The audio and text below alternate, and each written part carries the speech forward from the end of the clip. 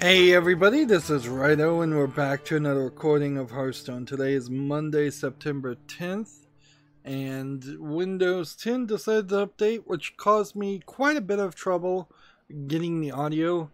Apparently, they made it so you have to go into the privacy settings and make sure that applications can access your microphone, which is ridiculous because Windows is, I assume, giving Cortana access to your microphone at all times, regardless of whether you click a box or not.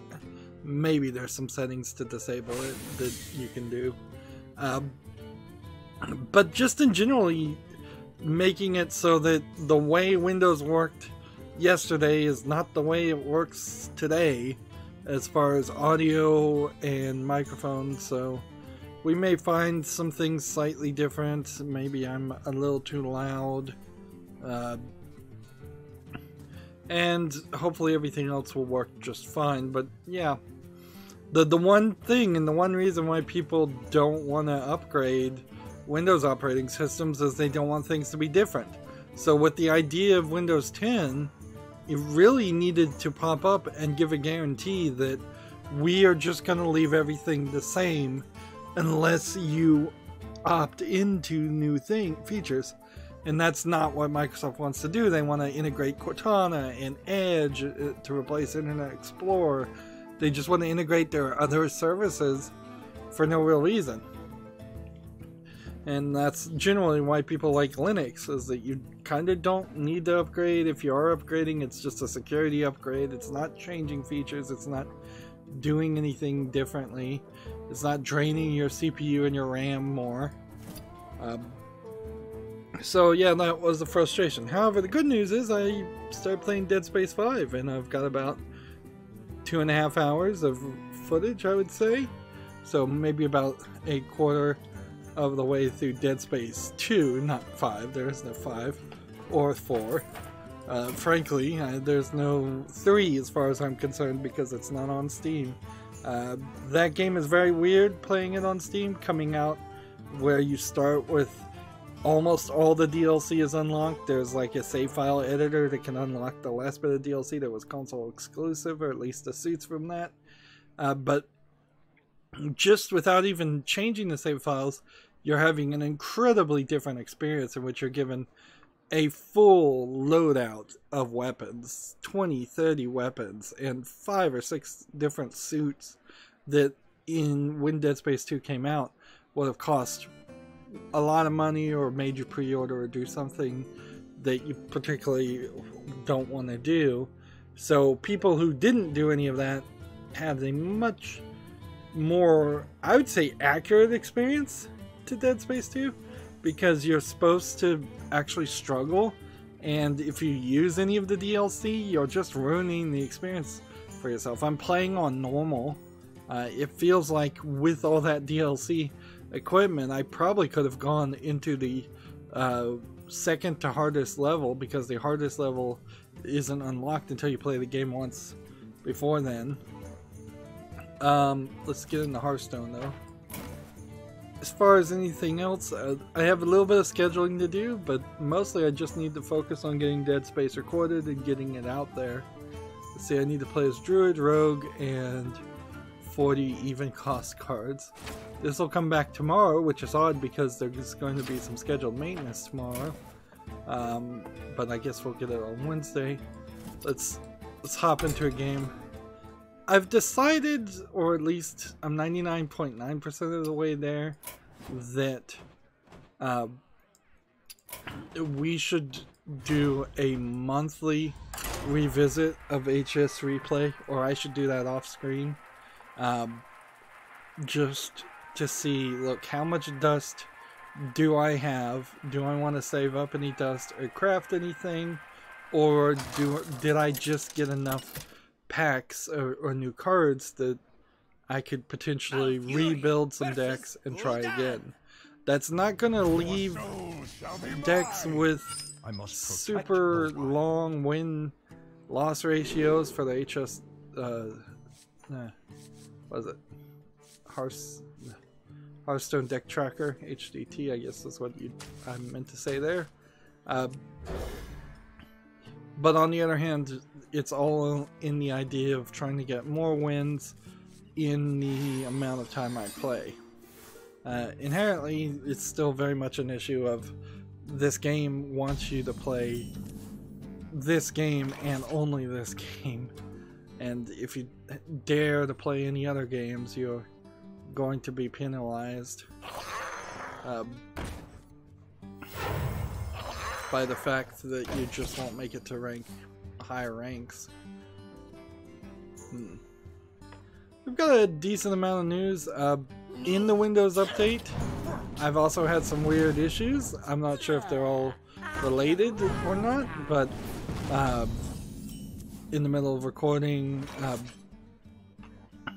well, in leaving Dead Space 2 running overnight, my entire computer froze, which is not something that should be able to happen. Even if it crashed the program or froze the program, I shouldn't be crashing the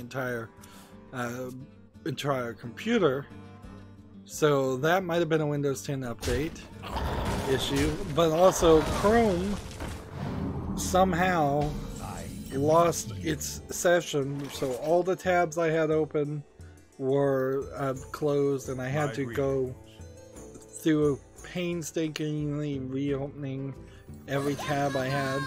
I was kind of lucky because there wasn't a ton of them, but there was definitely enough of them to recognize that that's not something I would generally want to have happen.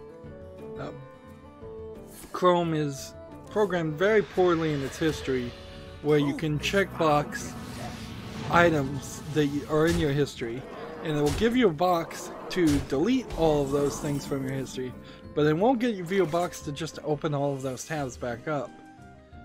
So if Chrome screws up and you can't immediately restore from that, which it tries to give you a couple options to restore, but neither one of those worked for me. You're very much left in the lurch. So it's just been a generally bad couple days for computers. PC Gamer has an article here. I'm not going to read it or anything, but they're reminding people that starting in 2020, businesses will have to pay Microsoft for Windows 7 security updates. This has been standard operating it's the standard operating procedure for Windows for a long time now. So that doesn't really mean as much as it seems like it means. It's called an extended support contract or something like that. And basically what businesses are doing is saying, we refuse to move to Windows 10, therefore, or we can't because we have some terribly programmed software, which I really doubt there's much as far as software that could run on Windows 7 that would run any different on Windows 10. Often it really just boils down to, we don't want to have to train our employees on a new operating system, which also is kind of not a realistic complaint. Assuming you have your IT department just make Windows 10 look for the most part like Windows 7 did. Most companies that refuse to upgrade to Windows 10 by now, I bet, also have long since refused to upgrade to Windows 7 also. Let's see. Gotta get rid of this guy. And I don't think there's anything else I could do, so I've lost.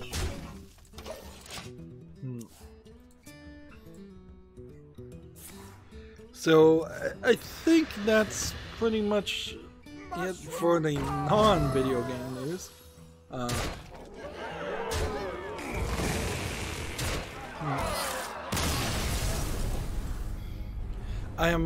It is right now the fall, or the beginning of fall in the seasons, and I'm already done with it. It's not a give me 3 more months of incredibly hot summer over wet and damp and darkness. I did want to mention there was somebody that I muted because they said something negative. It's a constant issue that comes up and then goes away, and then I really don't follow a specific set. Some people will certainly just get on my bad side as a normal human being. I guess this is... I'm confessing to being a normal human being right now. And I will mute them. Particularly if they say something negative in the comments and they've never said anything else, and if I feel like it's particularly negative and just only negative and not constructive.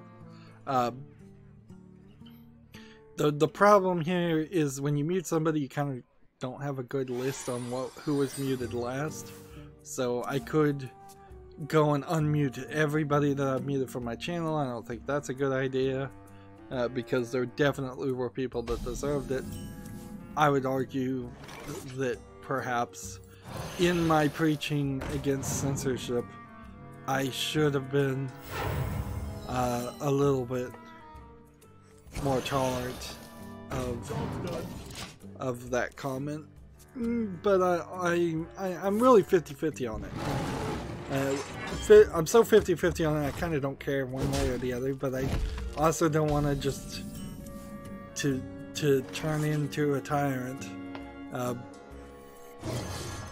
So yeah, it's something that I'm constantly having to think about, is like, how much is too much? Should I mute people? Some people definitely they're putting irrelevant things, they're putting things in different languages that I can't tell what's being there. They're putting absolutely just FU messages, basically, that say nothing but that. They're putting ads and spam, more spam than anything else. But also a couple people may have just gotten on my bad side.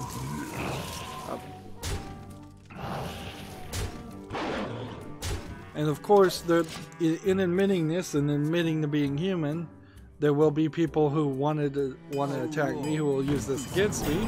There will be people who want to support me, who will use this as a form of, as a more reason to support me. So, but yeah,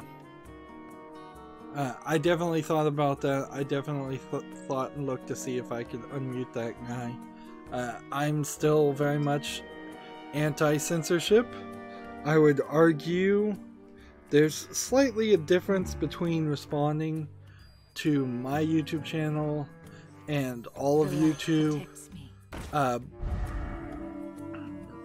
banning you completely, and the two might be very connected reasons for why both things might happen, certainly. But like, if we were to use the example of an Alex Jones type, if somebody like Alex Jones came on my channel and spouted off what would be a InfoWars segment in the comments, I would probably hide them.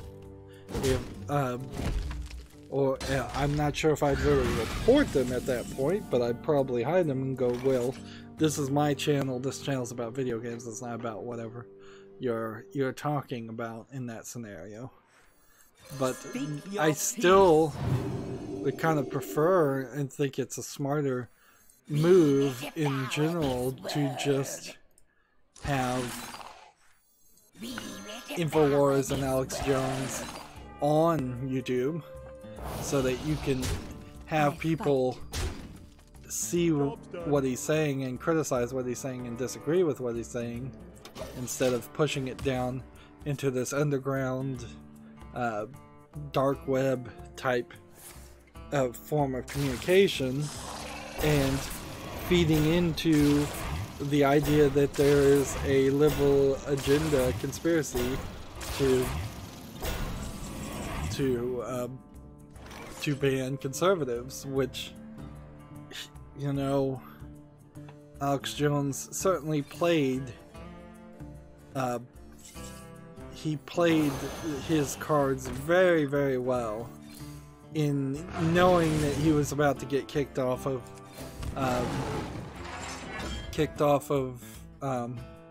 Twitter and everything.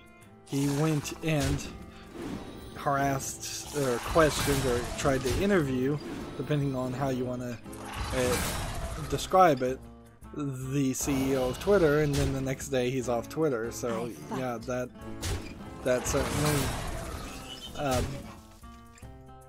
certainly feeds some of that argument. That if you are a believer of Alex Jones and that he's just a news reporter and he's trying to go, he's just trying to do his job as a news reporter, and he's just asking people questions and they're ignoring him and trying to silence him, the fact that after doing what he claims as journalism, doing his thing, he's silenced, feeds right into that.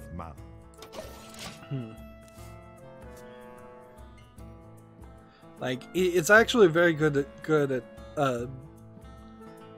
preemptive defense to go up to somebody and say, "You're always a jerk to me," because then they can either be a jerk to you and they're proven right and it turns the audience against them, or you can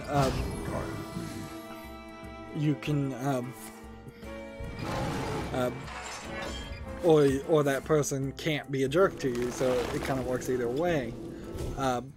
It also invokes a generalization logical fallacy by saying "you're always," and it invokes the general issue of saying something short and sweet and then having somebody else have to contradict what you're saying with long explanations. Most people won't listen to the long explanations, and they will listen to the short and sweet response.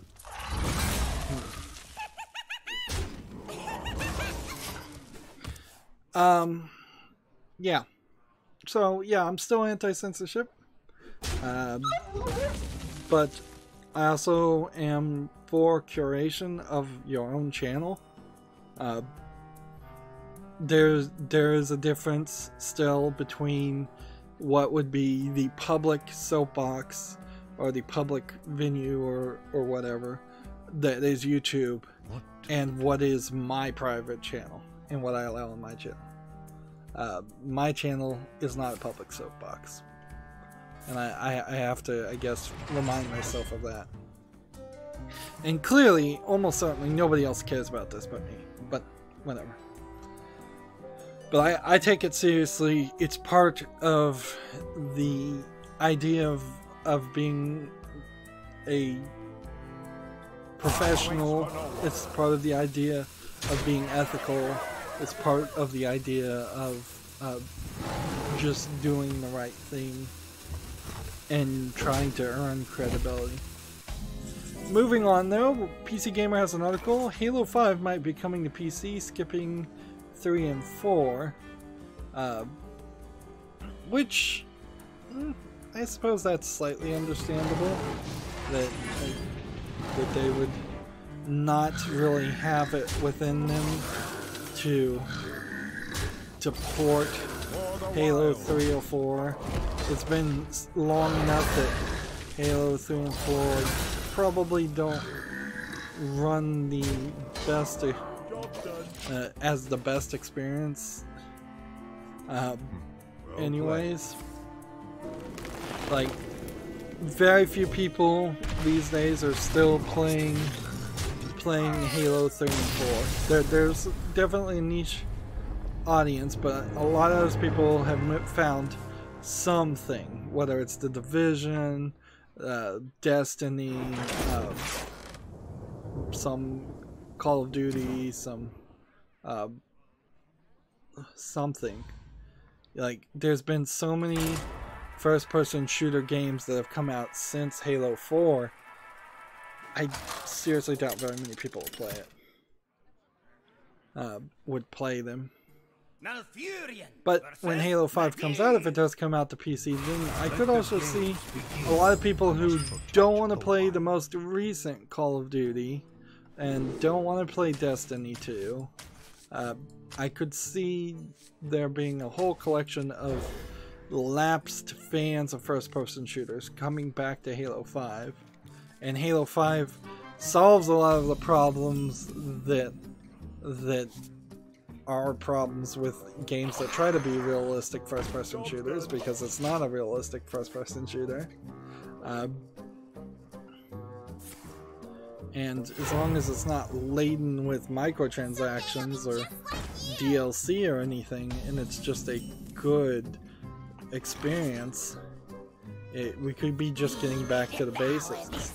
I'd really love to see, as somebody who's probably not going to play Halo 5 or would just play the single-player story once through and then that would be it, I'd really like to see Halo 5 be the beginning of a whole new generation. Maybe not a whole new console generation, but probably the Xbox 2 would come out when Halo Infinite comes out. But I'd like to see it as a getting back to basics style of game, where it's like there's no DLC, there's no microtransactions. Heck, if it is selling for $75 or $80 with those promises, I think you still are very much in a good position.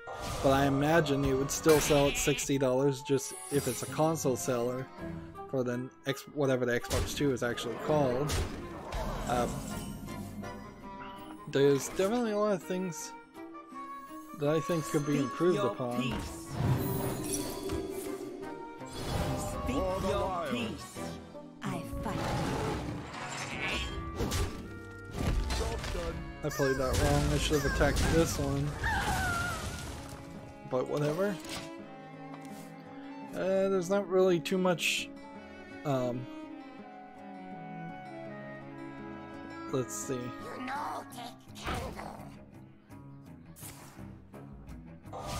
This entire article really just boils down to the developer 343 saying there was a good chance of a PC port.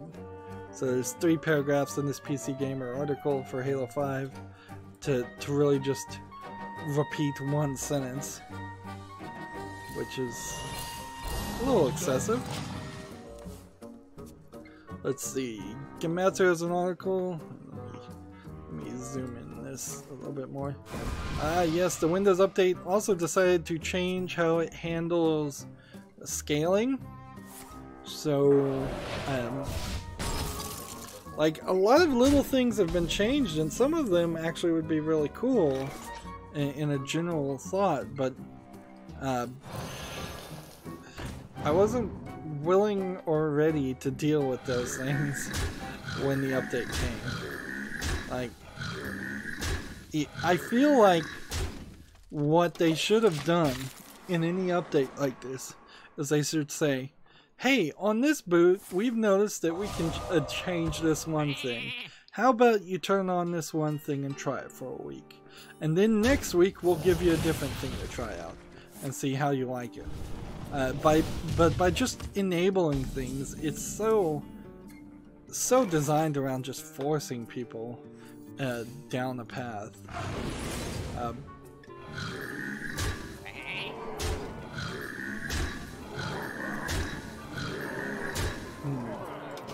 I guess it's kind of in the same way that you can buy cars, and then there are lemon laws in the United States where if you want to return that car in the first 30 days, you can do it, no questions asked, allegedly at least. It's kind of funny that nobody ever advertises themselves like that and says, you know what, we could, if you like, we could have this. You could drive this car around for a week and see if you like it or not.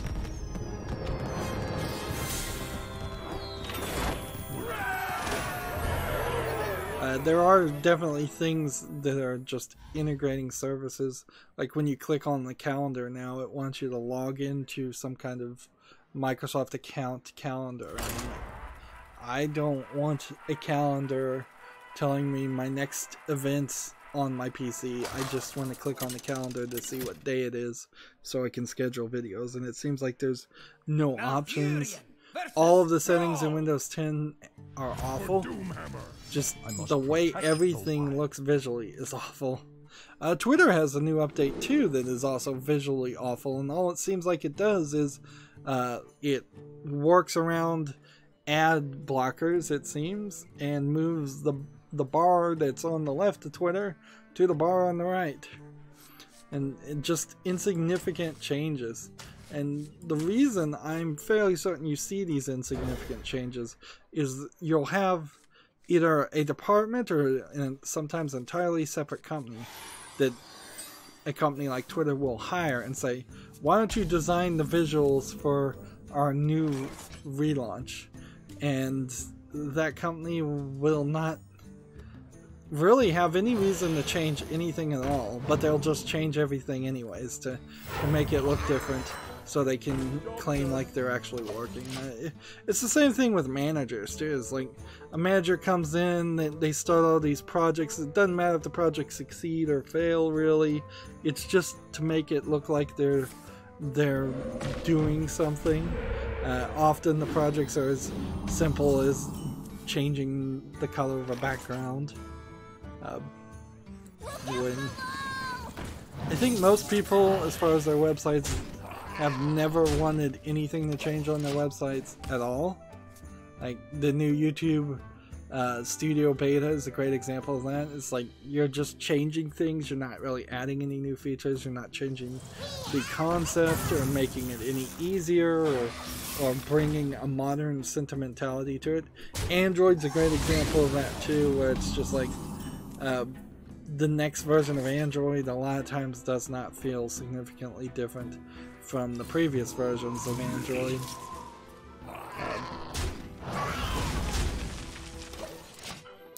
But I'm supposed to be talking about games, and generally speaking, I guess I want this to be a shorter experience, because if I could just get through all of the news today and the daily quests, with leaving maybe one daily quest for Wednesday, I can get back to playing Dead Space 2. And I desperately need to start uploading and getting Dead Space 2 to start working on my channel. Let's see this. For the wild. Killed this one. And we'll just go and kill this one. And take just a little bit. Alright, Gematsu has an article. Demo Reborn, that's D-E-E-M-O Reborn, launches spring 2019 in Japan. Let's see, for the PS4. What kind of game is this? It will support PlayStation VR.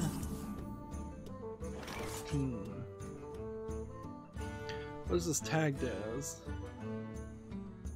Rhythm games?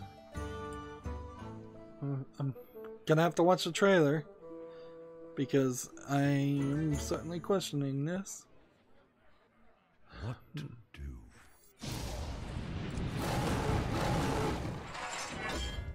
So I'm seeing a girl character in an area in like the trunk of a tree with a black shadow playing a piano.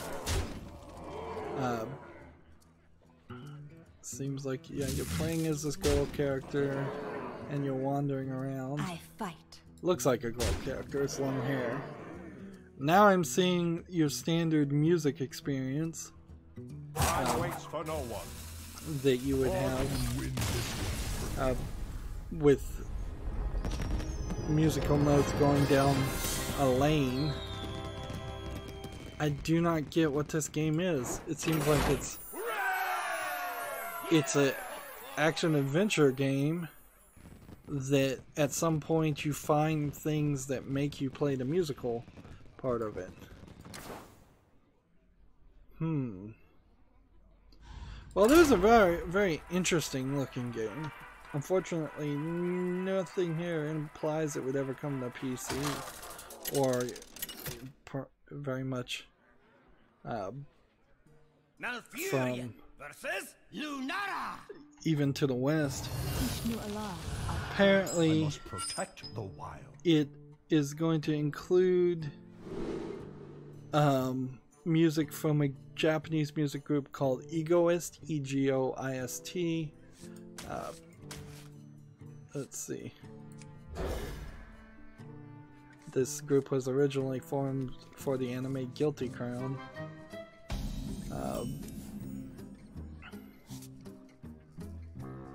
So it's almost certainly this game is designed to push this music group as much as it is to be a game, which could explain some of the weirdness on this. Demo, D-E-E-M-O, like demo with 2 E's. And I kind of figured that's where the name comes from too, is it probably was an audio demo with an idea of changing things a little bit. Speak your peace. The light protects me. Gamasutra has a article, Weekly Jobs Roundup, Cold Iron Steers, In-Night Games, and more are hiring. So if you want to be a gameplay engineer for Wargaming in Chicago, Illinois, or console gameplay engineer for Cold Iron Studios in San Jose, California, or a VFX artist for InDreams in Farnborough, England, UK, or a senior program generalist at In-Night Games in Vancouver, British Columbia, Canada, or a general game designer at Polarium Michigan Studio in Portage, Michigan, which I guess Michigan in this case is a country, and not the United States. I fight. Never heard of a country called Michigan, but it seems like Wild. that might be the case. Job done. Or I could be wrong about that. Anyways, all those jobs are listed for anybody interested in looking for a job in the industry. I saw a new study or a quote from a study, so don't quote me on this quote because it very possibly is right, but it was that overall, for any and every reason that for dropping out of or moving to a different industry, out of working in computer science and programming, 43% of all females in education do not complete that degree. They either change their degrees to a different thing or they drop out completely. For any and every reason. So included in that might be that they saw better opportunity in several other fields, almost certainly true.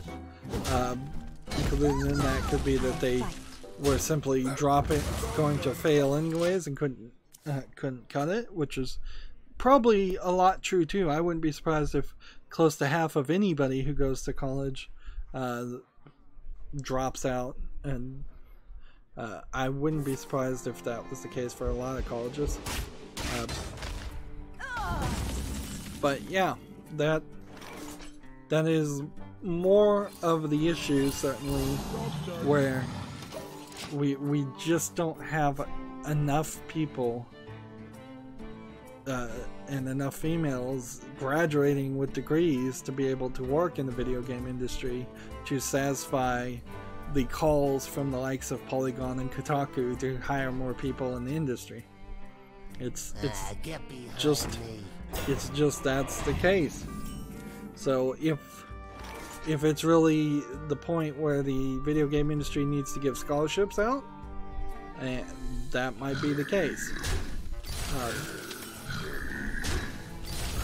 And scholarships for specific minorities have been a thing for a very long time, and nobody's complained too much about them.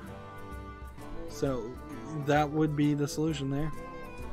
Moving on, Gematsu, Everybody's Golf VR announced for the PlayStation VR.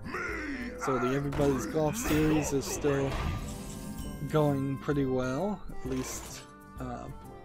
Yeah, I'd say it's going pretty well, both in Japan and in the West. Let's see. 4 and 1 damage, or let's see, 4, then 2, 4, 6, or give them 4, 8, 9. I think this is what I want to do. +1, and then +1, and then this, this, this, match, and then the turn. Gamasutra has an article, Google partners with Unity for open source matchmaking tool called Open Match.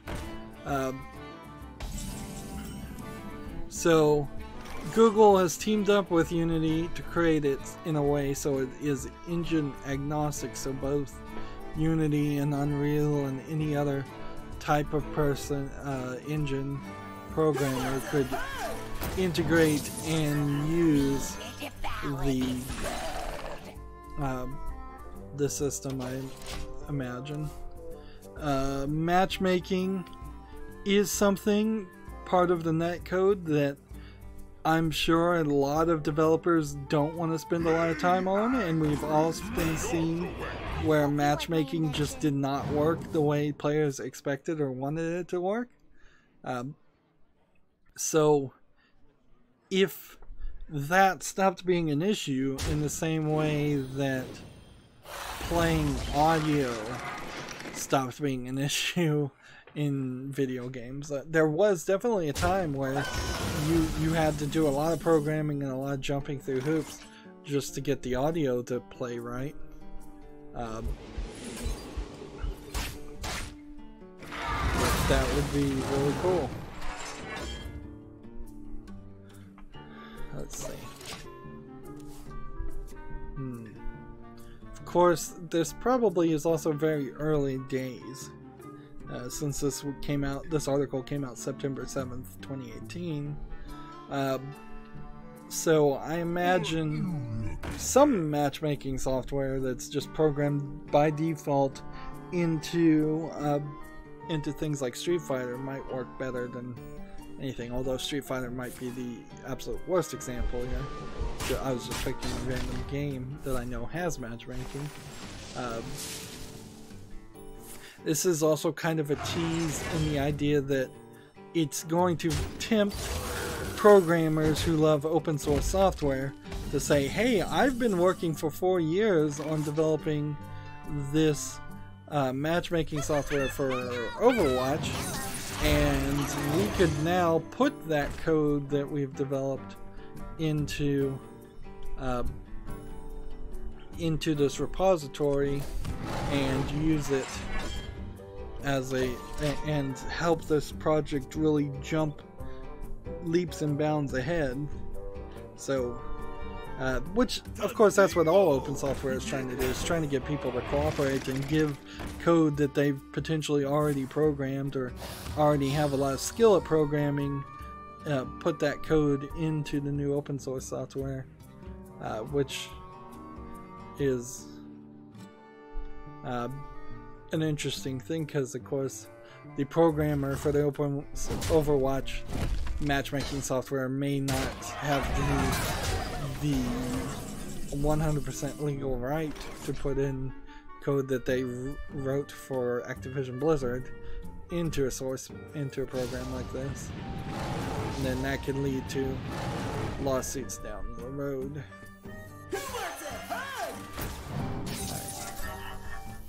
Let's hit this. And let's hit this, I guess, and then do this, and then take these victories and move up the rank. Gematsu has an article, Love R Kodakawa Game Sweet One brand PS4 game launches February 14th in 2019. So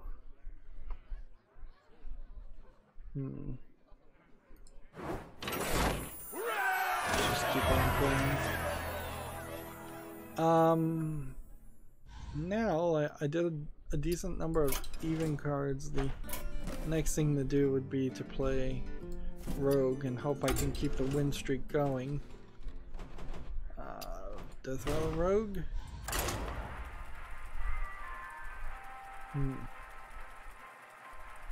The R in the title, Love R, stands for Romance and Record.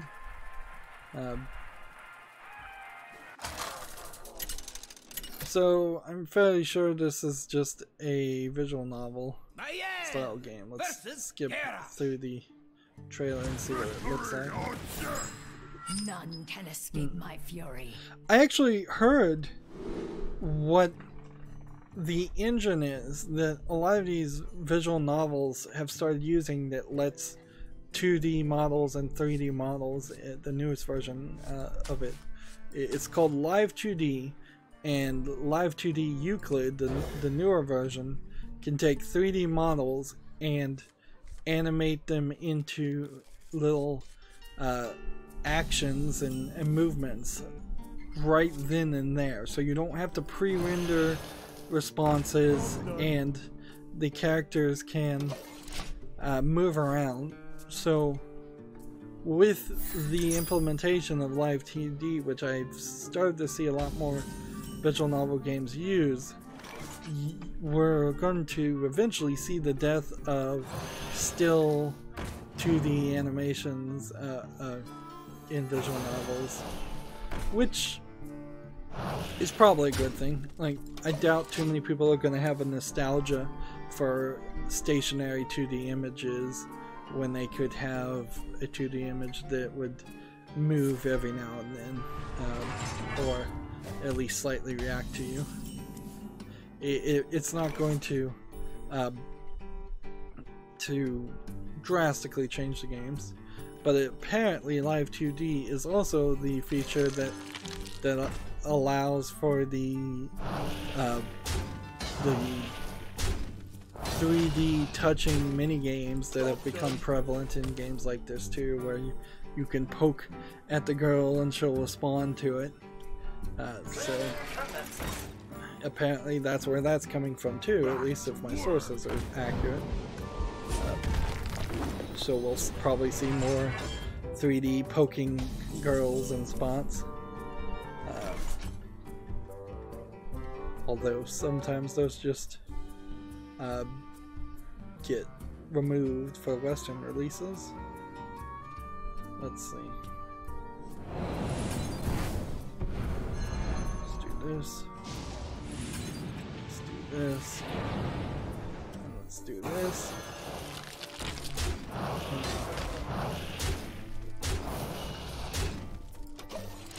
Moving on, Gematsu has an article, Gungrave, G-O-R-E, with a period in between each letter, for Gore, launches winter 2019 in Japan.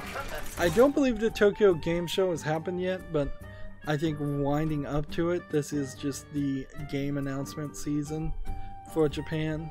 It kind of makes some sense since they don't look at Christmas or Thanksgiving as important holidays. They don't really celebrate them too much in Japan, so the idea of selling a game or games sales going up during those times is actually probably not that high. I would assume the highest time in which games come out and sell well in Japan is somewhere around when schools get out for the summer, or when Golden Week happens and there's a bunch of time off then. But in that case, I kind of also assume that that kind of never happens. Gungrave, I believe, is an anime. So this game is based on an anime, I believe, maybe a manga.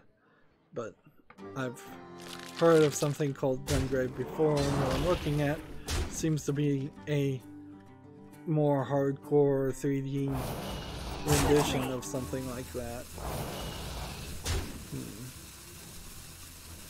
I couldn't tell you what the story is about, however. But it's probably big enough that it would come to the West eventually.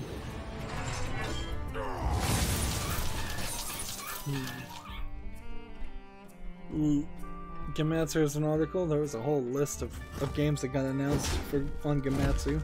Left Alive launches February 28th, 2019 in Japan, 2019 in North America and Europe. This is the first game that has specific plans and announcements for a Western release.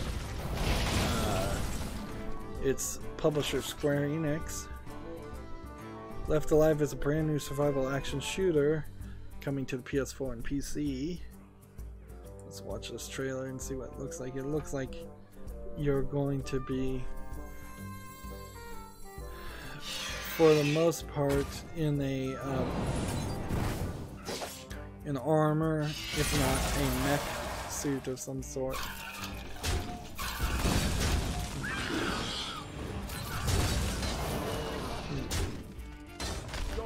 I'm seeing people in military outfits. I'm seeing older, realistic looking people. I'm not seeing any anime-esque tendencies here, other than, yes, they do have mechs. And every now and then I would like the resurgence in anime for there to be more realistic characters depicted. They're so fad-based that they just, everybody draws everything the same way. And that's just not helpful. There once was a man from Gilneas.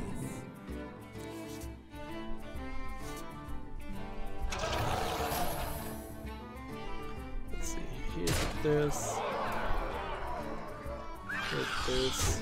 And just end the turn. Yeah, this game, Left Alive, very possibly could have a Metal Gear Solid feel to it. I'd like to hear more about it as it gets closer to release.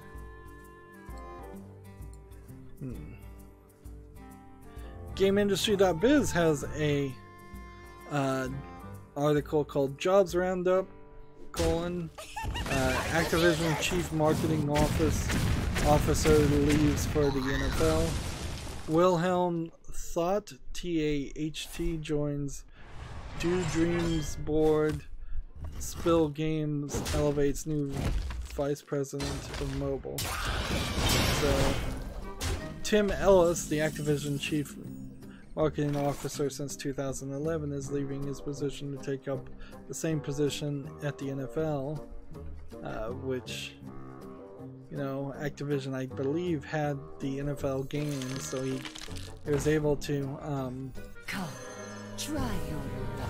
basically translate his current job into a better job. See, that's the whole thing about you know, making connections and networking, and how networking tends to see cronyism happen because nobody new gets offered the job to be the chief marketing officer for the NFL. No, it's somebody that they know and want. And even in that case, nobody inside the NFL who might have been promotable to that position gets that job either, because they're giving it to somebody else. Your torture will continue. Let's see. This is a weird jobs roundup board. It's funny, GameIndustry.biz, their concept of a jobs roundup is that they're going to talk about people who got jobs or new jobs in the industry, whereas Gamasutra's jobs roundup are listing of job applications and jobs that people can enter. And all of these listings on GameIndustry.biz are top level managers, whereas the job listings that get put on Gamasutra are at best middle management. Like usually they are like entry level for the video game industry, which is a bit of a misnomer. We hunger for vengeance.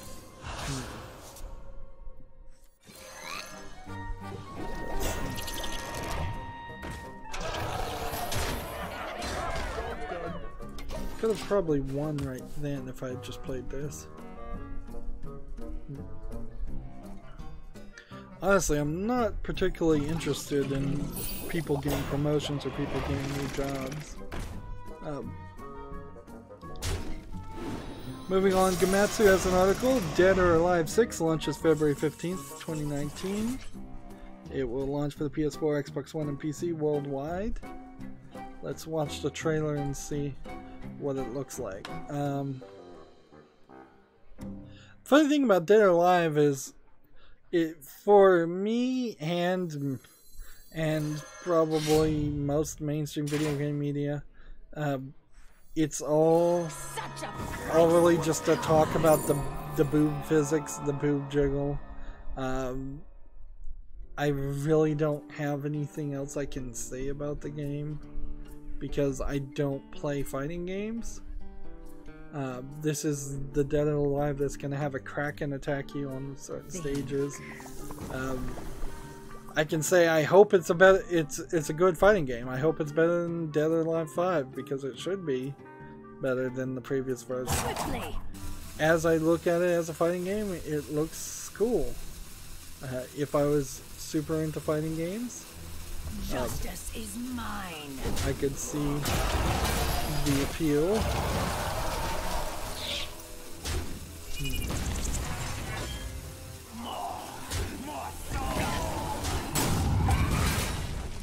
I could have won right then. Apparently there's a dinosaur Jurassic Park level too. And level transitions. I think it's probably a little weird that the Dead or Alive series is going with level transitions. Because they've probably been a little bit more puritanical than other fighting games. But yeah, from what I saw on that trailer, it looks like a fine fighting game. Until some pros get under it and start playing it. All the costumes seem like they're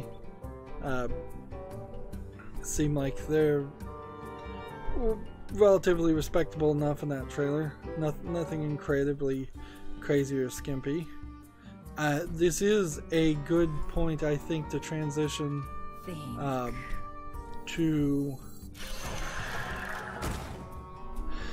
the Justice is mine. game. What is it called? SNK Tag Team Heroines.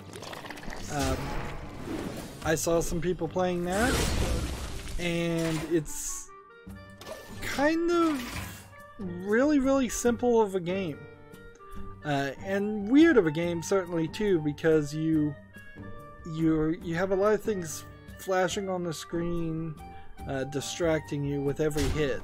So they'll hit you and stars will come out, or cookies, or sweets, or something. Like something happens on every hit.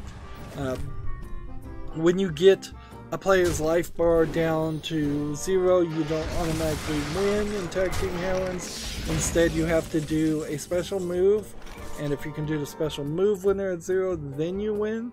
Otherwise, it's just going to come down to points at the end of the 90 seconds. Which definitely seems like an odd way for things to work.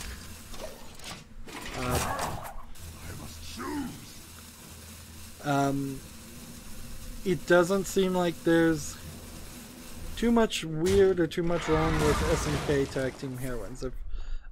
It's probably not going to be a great game. It might be a pretty good game actually for a player like me who doesn't play fighting games to get into. Not a ton of characters, and none of them were recognizable to me at all, so that is a factor, certainly. Just in time.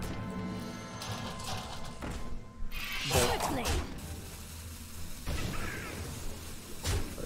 Justice is mine. Keep on hitting things.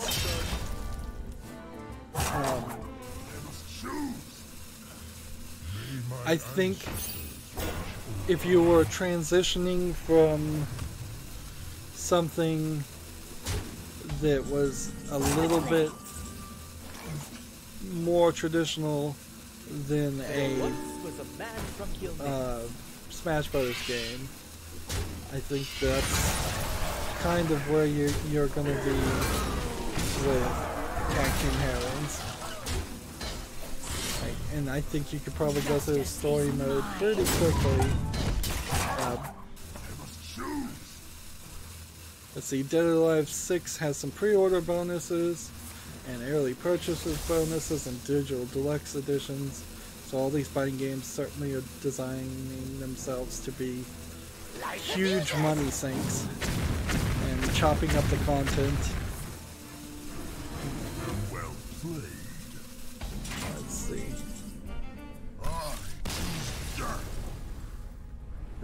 I'm looking at a Rock Paper Shotgun article right now called Control V Mutant Year Zero Road to Eden Preview, and then it's like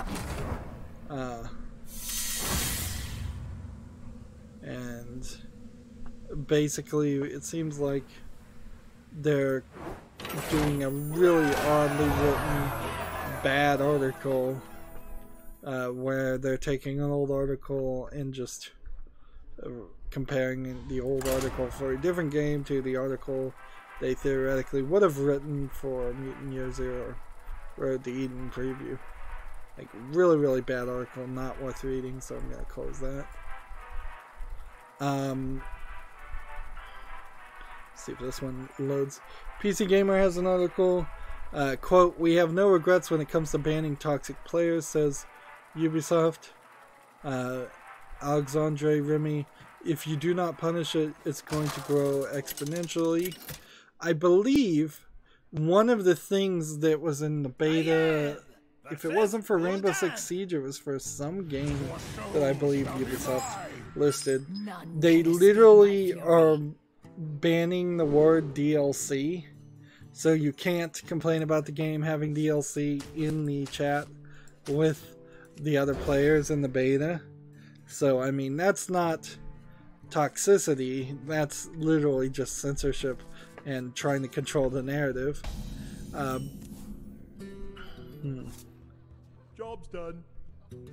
Like, this entire article, I think, is basically just a guy patting himself on the back saying, yeah, our banning system is working really well. I really don't know of any example where this works. Like, I don't know if it can work, I don't know if it does work. I'm just going to straight out and say I don't play enough first-person shooters, and I don't play enough games where I consider it is horribly overrun with toxic players. And like, in general, I think the idea falls flat on the face of it, because unless you're saying your game, in this case, Rainbow Six Siege, unless your game is specifically attracting toxic players, I don't buy into the concept of there being a significant amount of toxic players. Because the first step of this thought process is that the vast majority of all people who play video games are toxic. Which, I mean, that's just something that I don't agree with, and I haven't experienced. Come dance to my song. So, if I get like the closest example I've ever had is running my YouTube channel, and people say the YouTube comments suck all the time, and it's just basically a running gag to me because it really isn't the case. Like, my fans don't suck on the comments. For the people that comment, for the most part, they're good. Once every 100 to 300 comments, there's one person who this is the first time they've ever commented, and they're just straight up trolling or doing something annoying, and they get muted, banned, or hidden. Like, but I don't let that drastically change my opinion on reality to the point where I think, oh yeah, all of YouTube comments suck.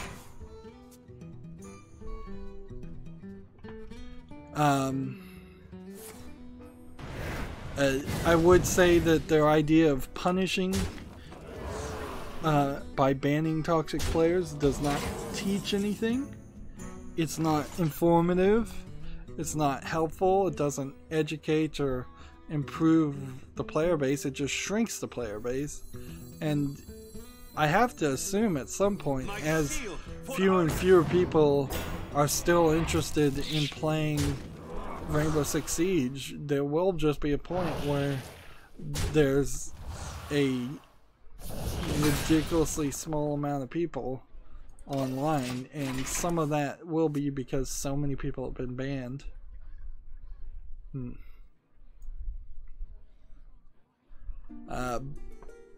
But yeah, really don't have too much to say with this. This I would leave to the mob of the people who play Rainbow Six Siege, whether they think it's really bad or it's really good, or if that's just video games in general. I think it kind of breaks down to half of the players that think the players are being rude. Half of those people are not intending to be rude, and that's just how they talk, or that's how they think is the right way to talk. Can we play more Death Rattle cards? We can play that. There once was a man from Gilneas.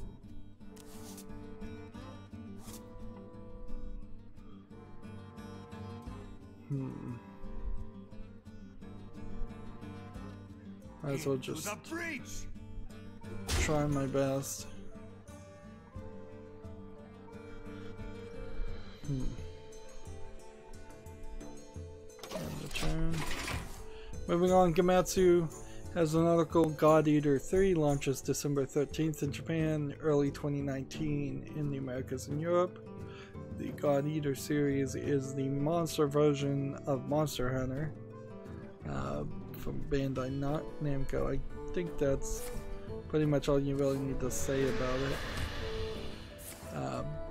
It looks good. Last time I saw it, it looks like a series that could be playable. More anime, I would say, than Monster Hunter is. It's got guns and magic and just... Why do you call?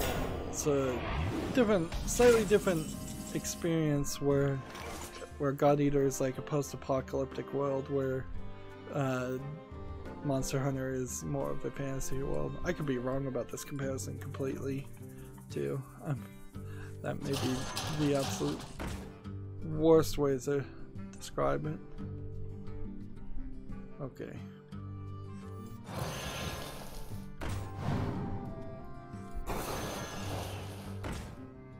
Alright, what are we gonna do here? Justice Play is this. mine.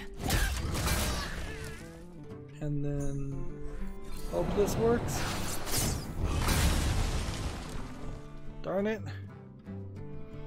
And then the turn. I have a picture here, nothing else. Final Fantasy Crystal Chronicles Remastered Edition is coming in 2019. That's almost certainly going to be worldwide. GamingIndustry.biz has an article. PUBG becomes the first Steam game to have 1 million concurrent players 365 days running. So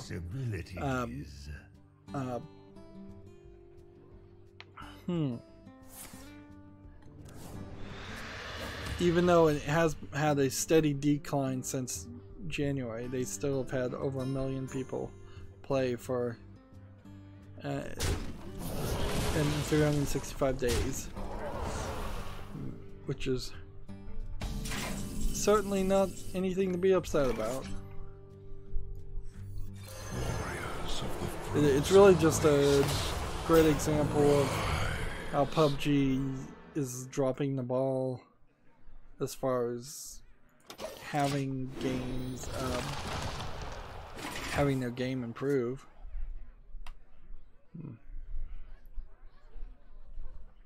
Right. Gamma Sutra has an article. In the name of accessibility, Spider-Man offers toggleable puzzle games and QTE. I could understand turning off the QuickTime events. In fact, I very well might do that, but seems like you can also toggle several puzzle things independently. I think I heard that one of the puzzle elements is pretty bad anyways, so I wouldn't be surprised if that's part of the reason.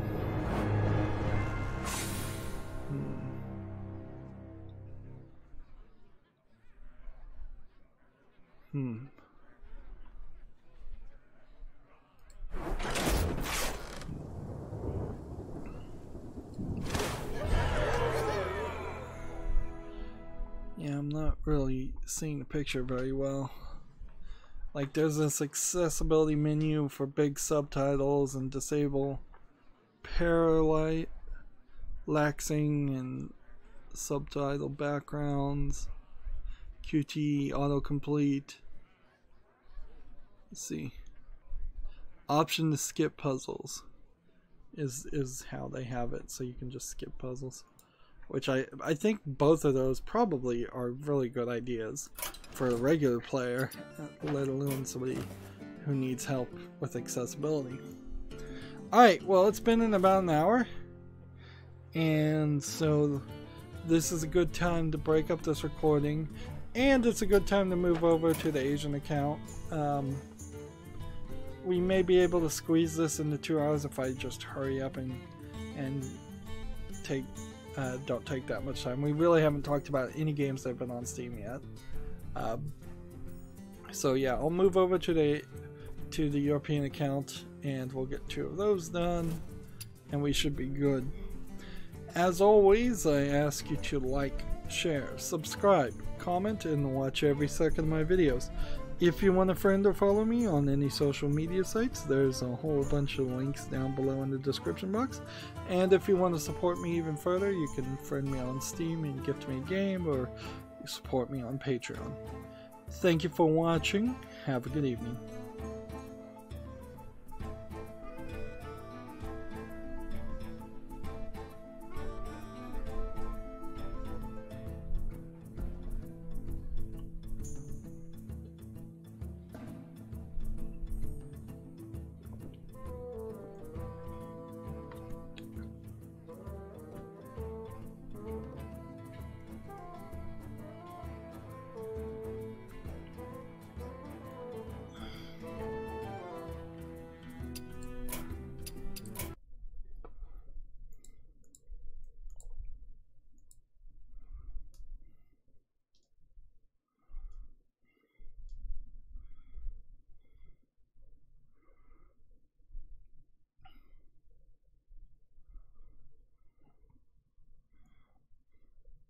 Hold on to your mug.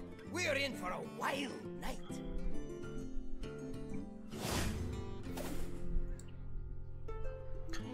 Hey everybody, this is Rydo and we're back to another recording of Hearthstone. Today is Monday, September 10th, and we're on the European account. We've got a decent amount of stuff to do. Let's see what we can trade.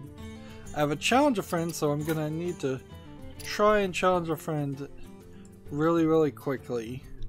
And then I can get rid of mage class cards or warrior class cards. I'd prefer to play warrior than mage. So, win 5 games in any mode, challenge a friend, and warrior class cards. Let's come over here and spectate Deadshot and see where he is in his game. Because if he's about to win, that's not too far away. If he's about to lose, that also doesn't matter. And we'll cover some of the news while we're at it. We have a game on Steam called Bonkies, B-O-N-K-I-E-S. It says it's... What is this, actually? It says it's local multiplayer and co-op to begin with, so it's already not something. I'm almost out of cards. It's like building Tetris, Do not fear power. but the players have Who wield it. hover universe. They have hover jets, and so you've got to build. What I'm seeing is a team effort to build a spaceship.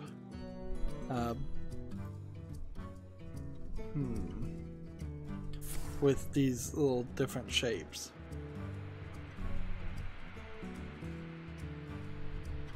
And it looks like a mobile game.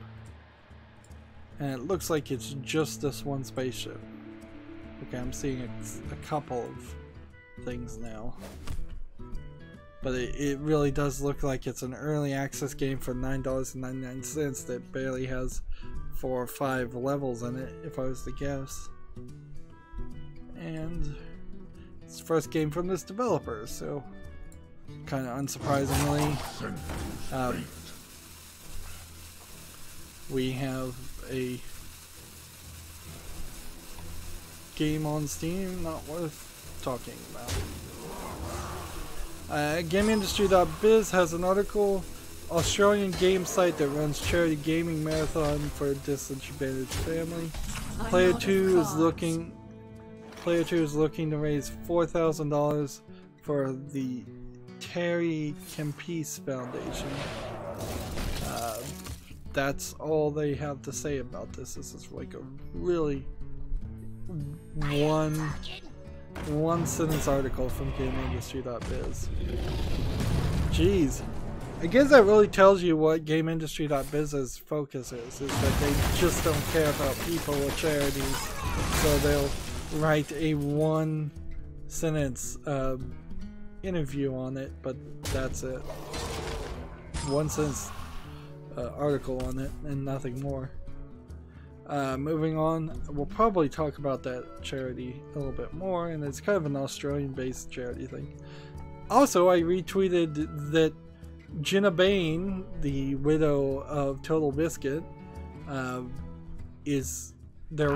of the developers is running a charity sale where 100% of the proceeds will go to her because Jenna Bain also suffers from cancer.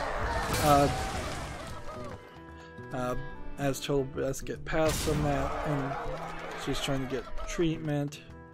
Also, Total Biscuit did a voice pack for, I believe, StarCraft 2, and they're going to retroactively put all the proceeds that they got from that voice pack to her too. So they are doing quite a lot to be very supportive and helpful for Jenna Bain, and also her son, Total Biscuit's son. So I felt that was a sale worth retweeting. I retweeted it before I knew that the proceeds were going to Jenna Bain, to be honest, but I'm very happy that is the case, because otherwise I would have had to come back and said I was an idiot and I should have investigated more, and I apologize. Let's see.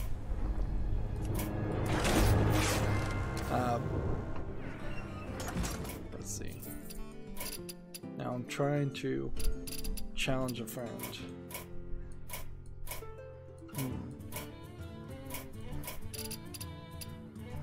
See, I don't know if toggling this does anything at all.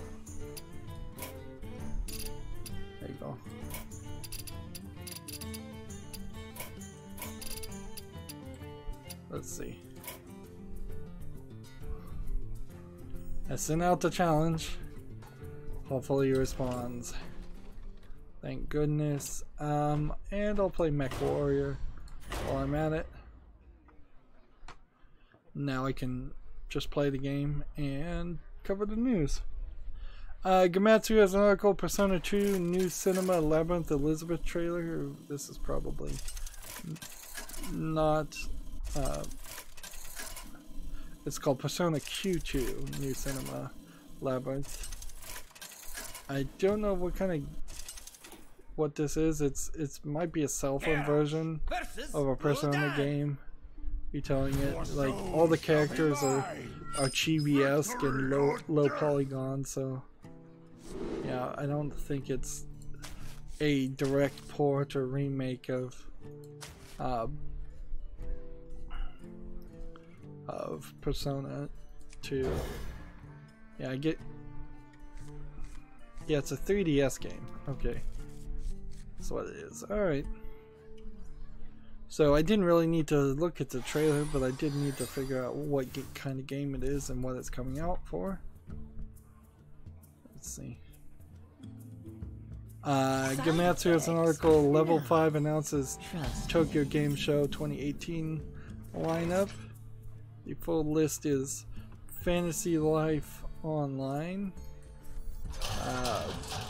Inazuma 11 Eras. Inazuma 11 Eras is the soccer game. Yokai Watch 4 for the Switch. Fantasy Life Online is iOS and Android. Inazuma 11 Eras is for the PS4, Switch, iOS, and Android.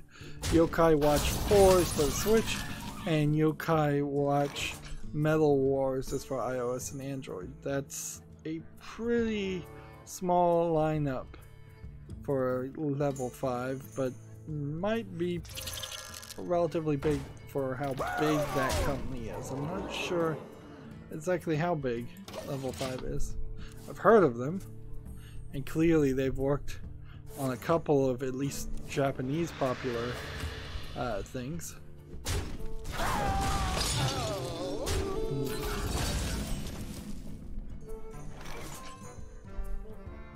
But yeah, they may not have done too much for the Western world. Let's see. Play this.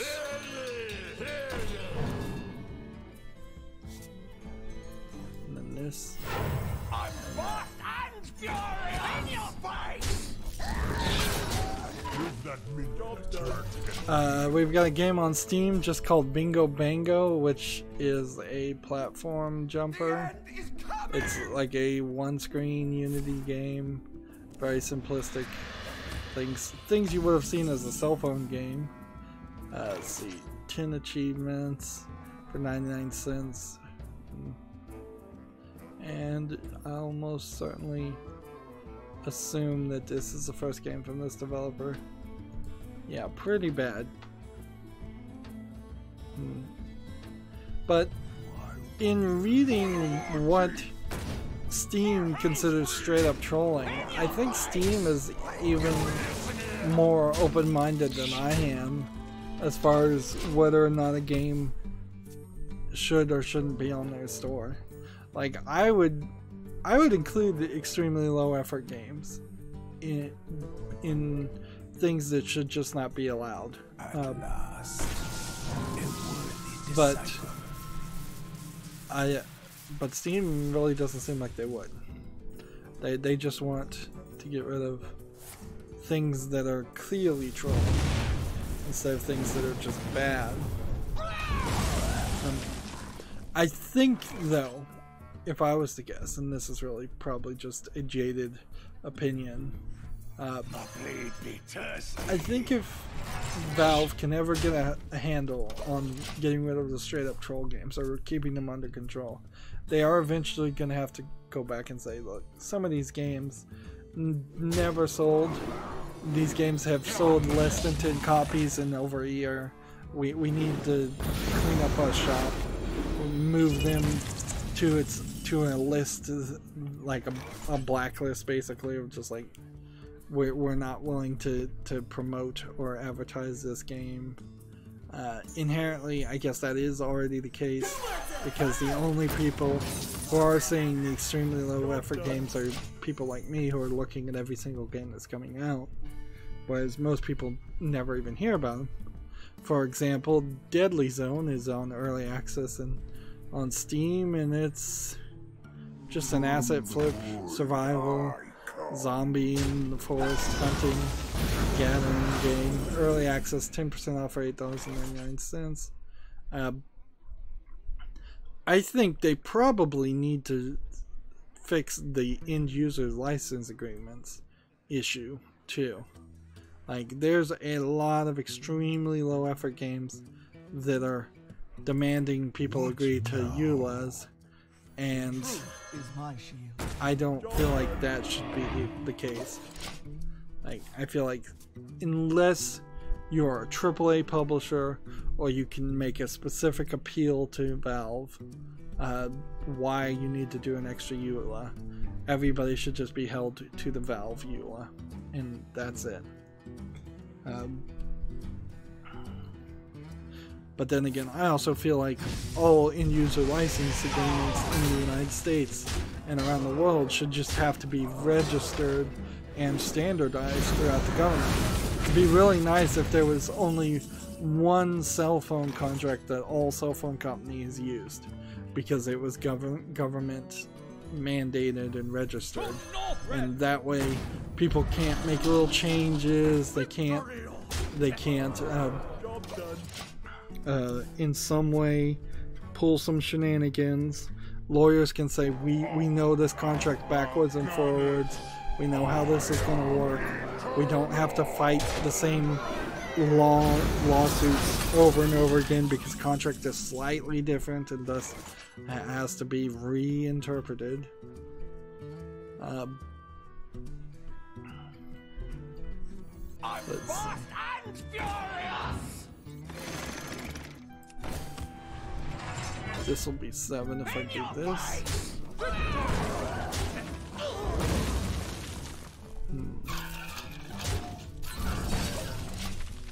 Tech Raptor has an article. Super Seducer 3 announced 3 days before the launch of Super Seducer 2. Which, okay. Clearly the Super Seducer developer is going to keep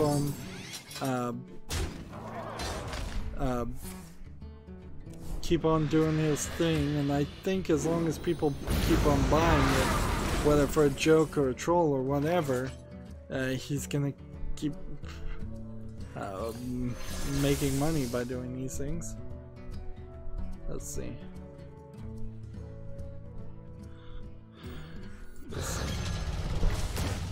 Play that.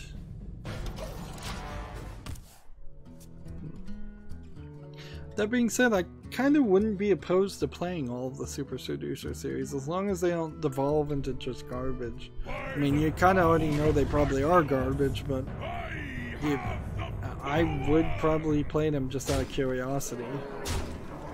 So I'd be part of the problem if I was rolling an extra cash to waste. Like, there's better games almost certainly to be out there. Alright.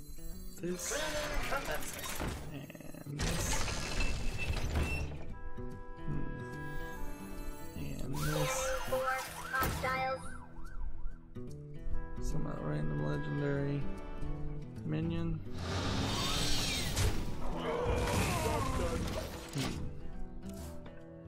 Gamatsu has an article. Bandai Namco trademarks Katamari Damacy reroll. With an update on this article. Let's see. Bandai Namco has registered a trademark for Katamari Damacy Encore in Japan, which appears to be the Japanese counterpart to your European Katamari Damacy reroll trademark. Katamari titles tend to have different names in Japan. For example, Katamari Forever was called Katamari Tribute in Japan, and Touch My Katamari was called Katamari Damacy no Vida.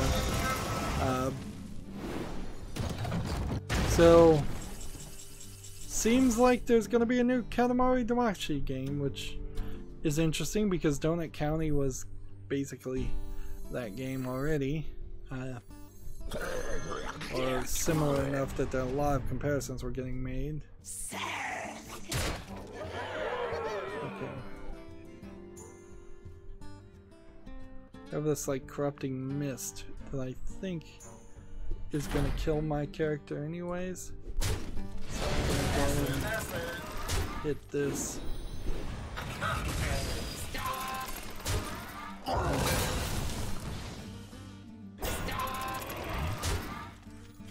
Just keep on playing.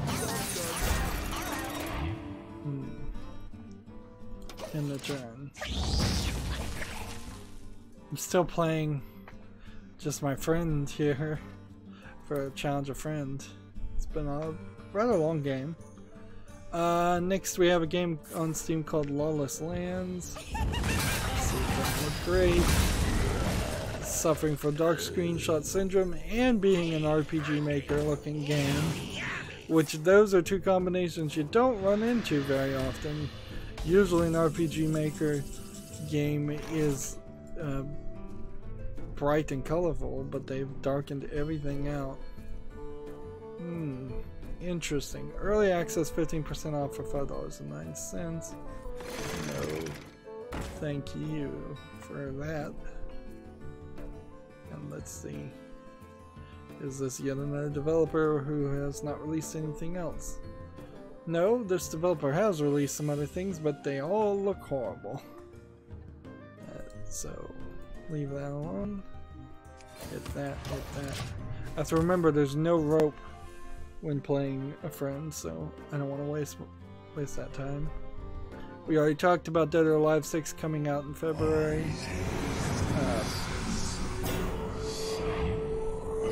Things moved around on me.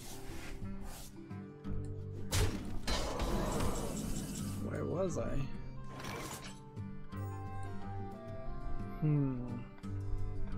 I'm just like all over the place.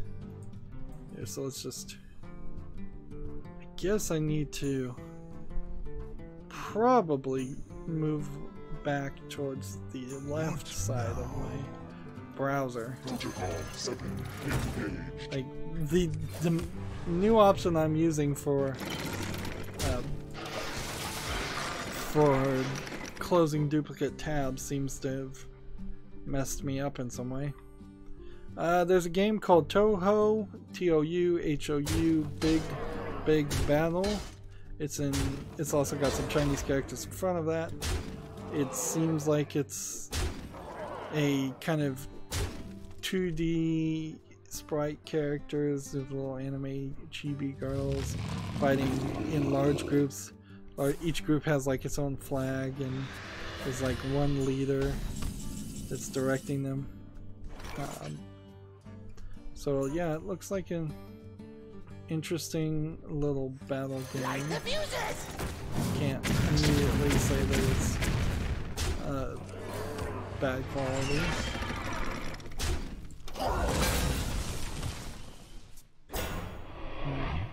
Seems like this game probably has a lot of different abilities and effects. But it says it's in English. It's single player, multiplayer, and online multiplayer. Early access, free to play. Let's see.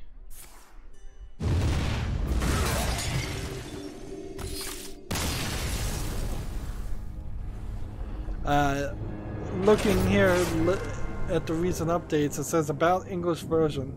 This game have two languages, Chinese, English, all squished together.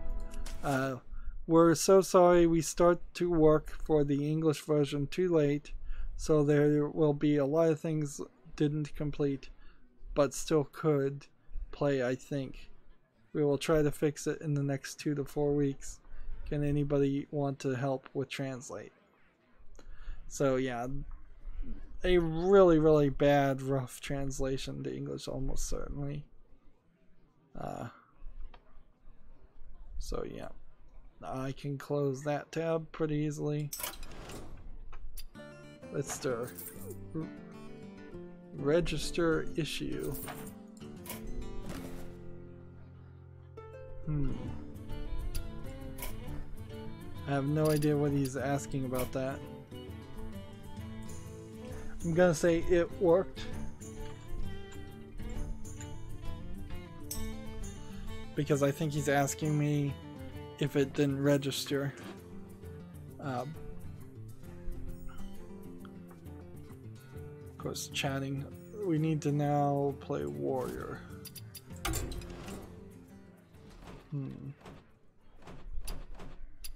Back this way,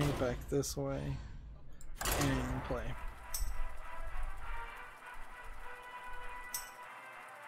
What is he saying?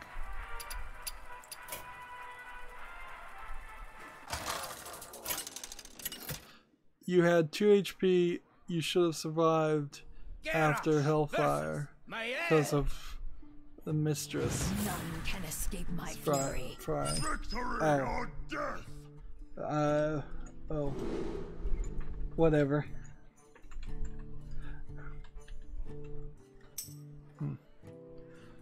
Like, that's gonna be the end of that chat.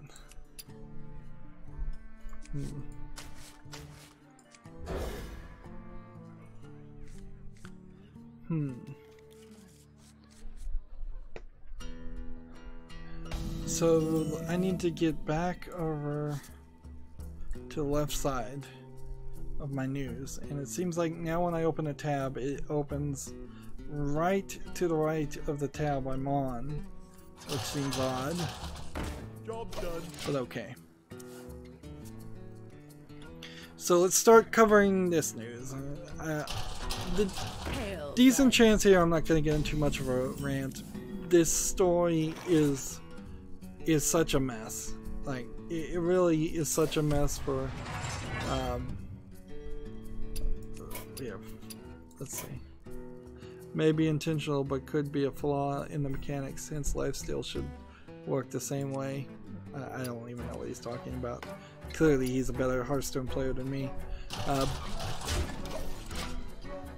This story has been such a mess, and this is also why the chat, by the way, is blacked out over here in this side, is because I don't want people talking to me through battle.net and it distracting from people talking in the chat.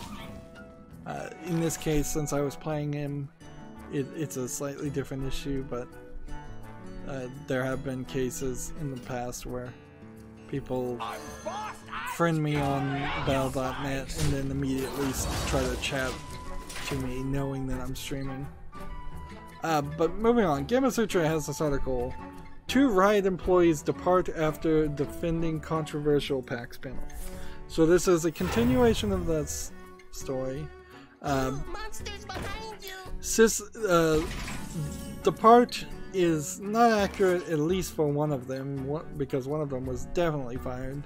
The question, I guess, becomes then whether or not the other person was fired or not. This is, in a lot of ways, the Jessica Price story all over again, where and the ArenaNet story all over again, although there's slightly different beginnings to those 2 stories.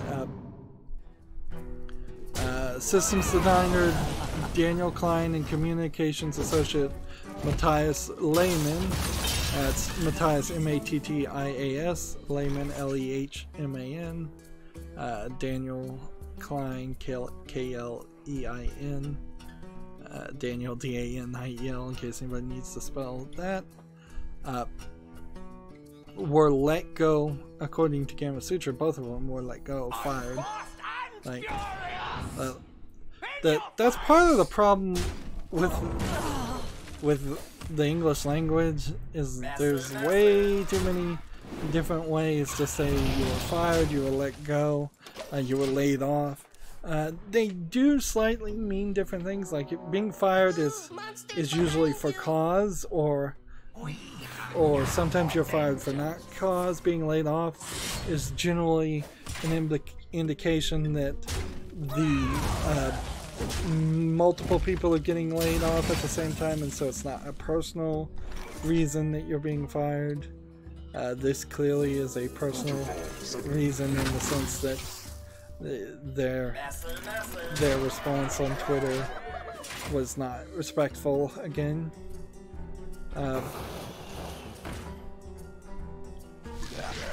Let's see.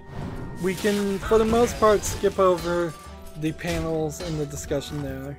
I think most people who are reasonable can say that it's a bad idea for several different reasons to have panels in which they were going to have one-on-one sessions with people who could potentially be hiring at Riot, and those people were going to be looking at people's resumes.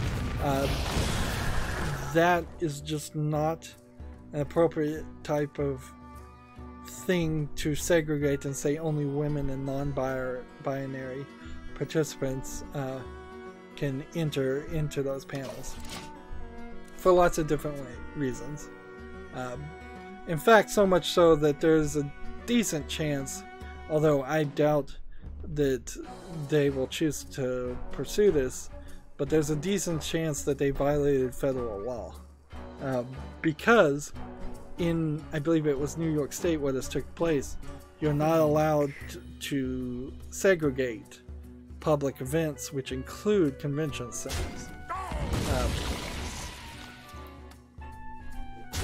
Let's see.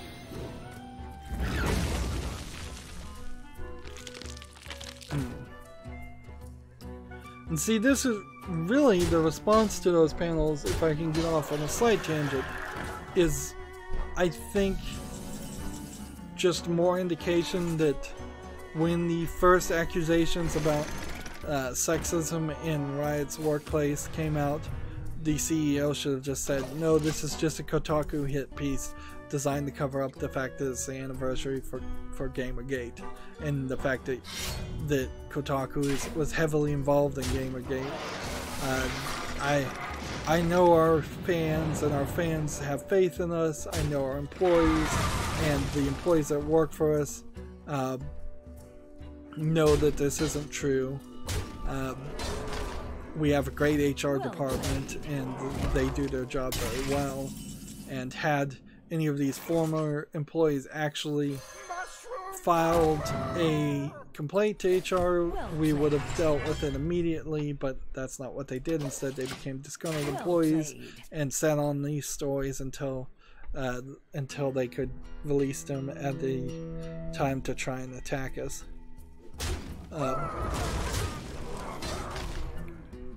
Let's see. The way Gamasutra writes this article is really short, but I guess being short kind of also keeps Gamasutra from editorializing or adding their own opinion too much into it. Well played.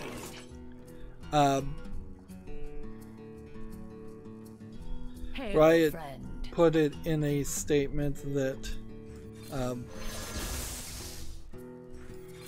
that these departures are independent from our efforts to evolve our culture.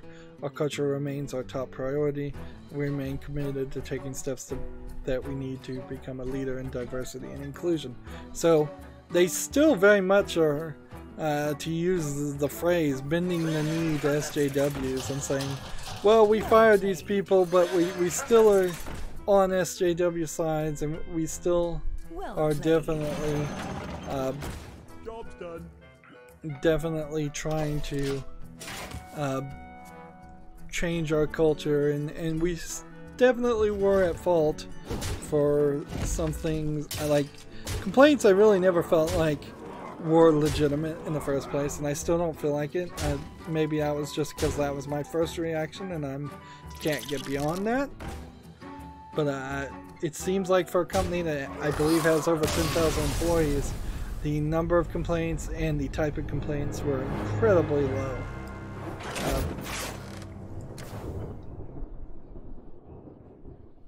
So yeah,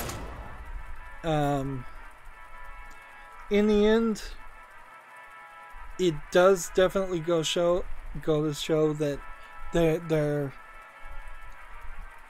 it's very difficult for Jessica Price to say that she was fired because of sexism, and her male co-worker was fired because of sexism. No, they were fired because they were being rude to customers or potential customers on Twitter, which, like, sure, trolls may troll you, and your right response is to block them. The wrong response is to let them rile you up and get you to go on long tirades. And that's what's not getting reported here, is the fact that it's not like a one tweet response that is questionable. It's a long 5+ tweets at 240 character responses defending this. In all honesty, once they committed to having segregated panels,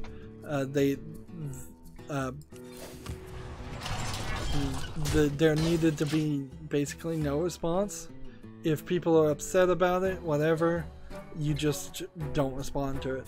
Just like, we're gonna do it there. You let Riot respond to it. The one thing you can do that's worse than a "we've heard your concerns but we're not changing anything" type response is to give a bad response, to give a insulting and rude response.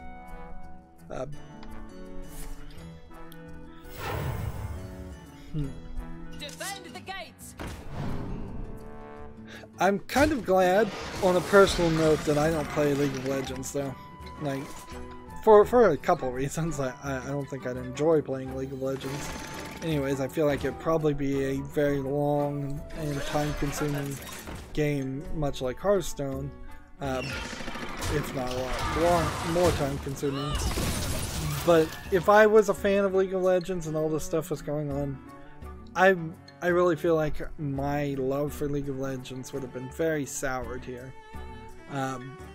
And that's the kind of damage control that Riot needed to try to have done, is don't sour League of Legends. Don't make this a game that has a black mark on its name.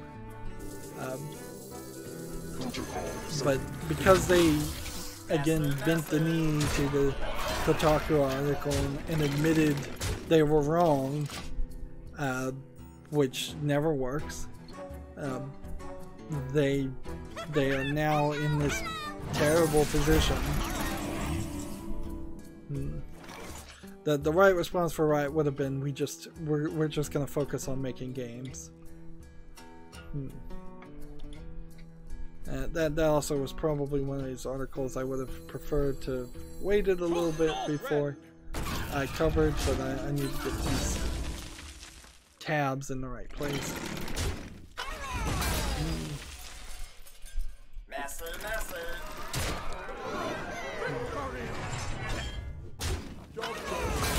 Gamma Sutra has an article. China's video game licensing freeze could last another 6 months. I would not be surprised if it would last a lot longer. It was like 4 years plus that they said no video games in China at all. No video game consoles. Let's see.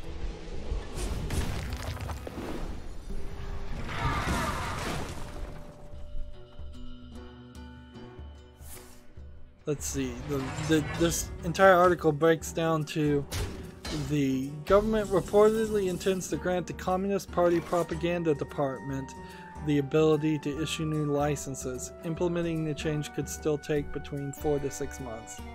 Like, I bet it's more than that. And if Chinese games start getting licenses, that really doesn't mean anything about any other game developers. And it's no surprise that we're seeing more and more Chinese games come to Steam. They literally can't sell their own products inside their own country. That's pretty crazy.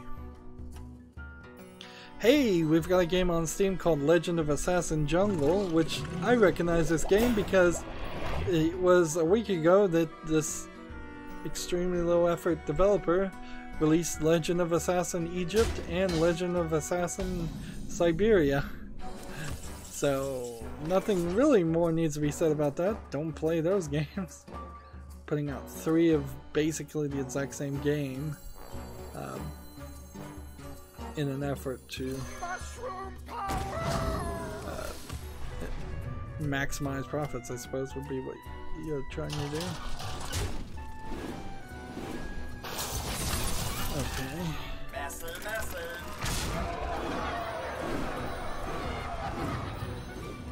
I strike.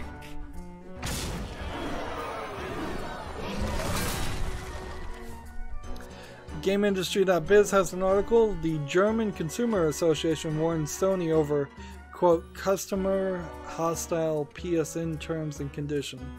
Sony could face legal action if it fails to heed complaints. Let's see what this is really coming down to. In a cease and desist letter reportedly sent to Sony, I'm not going to try and pronounce it in German, the agency, I'll call, found 3 areas in the terms and condition of PSN which were incompatible with the law. First and foremost is the customer hostile policy regarding prepaid credit on the platform, which expires after 24 months if left unspent. Okay, I honestly feel like that should be the law everywhere. Like in the United States in particular, that is a major thing that people get scammed on, is buying gift cards and then losing the gift cards, or not using them in a year, or not using every single penny on you in a year, so losing the remaining balance. Additionally, the agency has complained about how the clause which finds parents accountable for any costs incurred by their underage children spending money on in-game purchases, again, should not be legally allowed.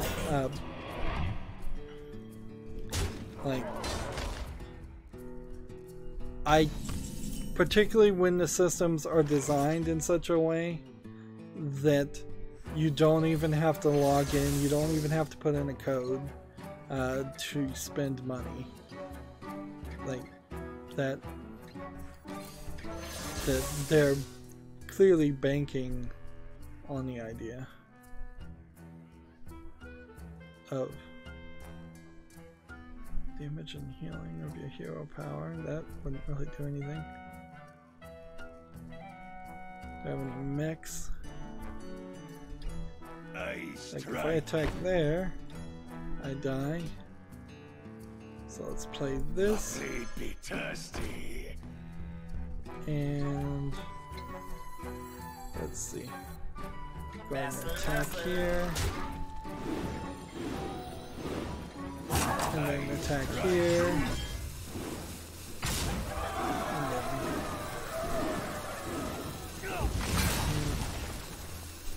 the only one that could get hit, I think, is this one. And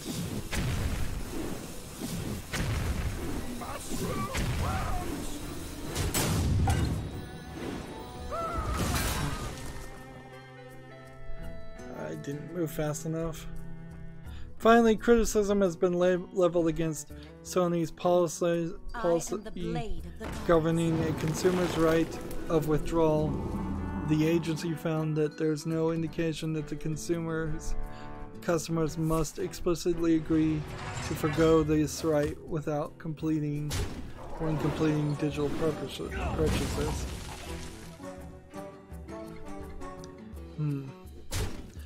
The final paragraph, if I skip down here, says this is not the first time Sony has been called out for the terms and conditions in PSN. In April, the Norwegian Consumer Council filed a similar complaint regarding the right of withdrawal against Sony, Origin, and Steam. Complaints were later dropped, however. And the right to withdraw is the new law, I believe, where you can't immediately just opt people into tracking and selling and using their information.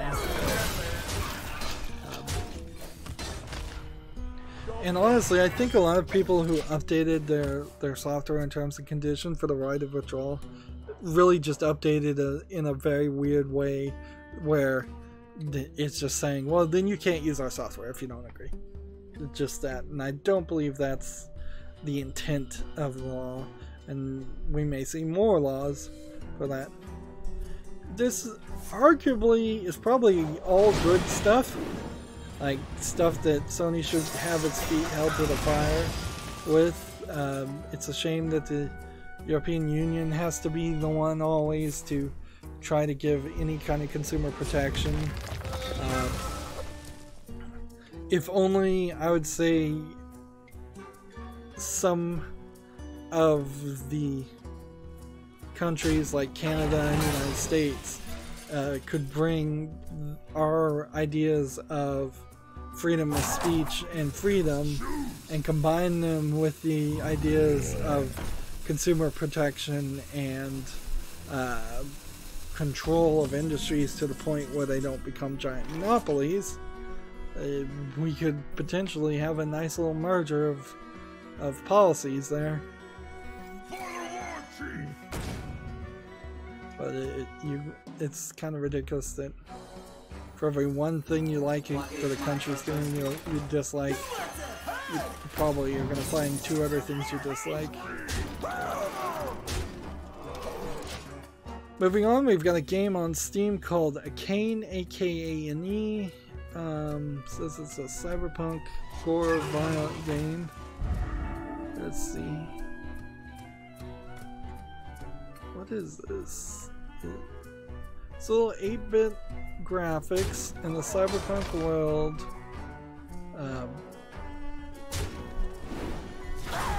And it's a top-down hack and slash and gun shooting, just destroy everything on the screen type game. It seems pretty intense. And you buy different swords, and apparently you buy different guns, and apparently you buy cigarettes. Well played. I guess in a way it's a lot like Robotron with or Smash TV. Might be a better. There's some kind of system in it where you can kill everybody on screen pretty well.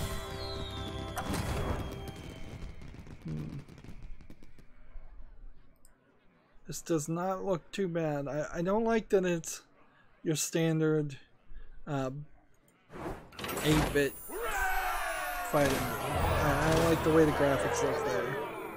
But I could overlook that. Arcane, A-K-A-N-E. It's 25% off for $2.99. Seems like there's only 5 enemy types, so it might be a pretty short game. It says it's rated M. And it's the first game from this developer. But that visual appeal on the thumbnail and the general story and visual appeal in total does have me at a point where I'm thinking to myself, yeah, this should be something I should play. Let's play a couple of games with Death Rattle Hunter. So I'm gonna keep Arcane on the wish list. First game to actually make it to the wish list. Eurogamer has an article. Remember UA Bowl? Someone's made a documentary about him. UA Bowl, I believe, is known for getting the licenses to video game movies, like House of the Dead, perhaps, and then making really cheap movies. The speculation is that it had something to do with getting like the German government to fund or refund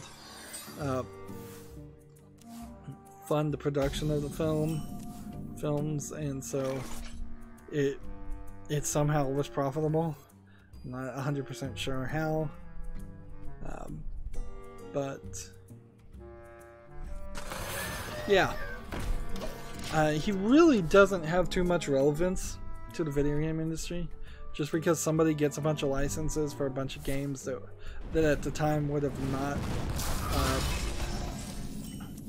not gotten movie licenses anyways, and arguably even now it's questionable if most games should get movie licenses or not. Job's done. Like the Warcraft movie, for example, that didn't really do a great job, and the Assassin's Creed movie didn't do a great job. The Tomb Raider movie didn't. The new Tomb Raider movie for the reboot series came out and it wasn't that good. Like none of them, no video game movies have ever really mattered for a very long time. Access denied.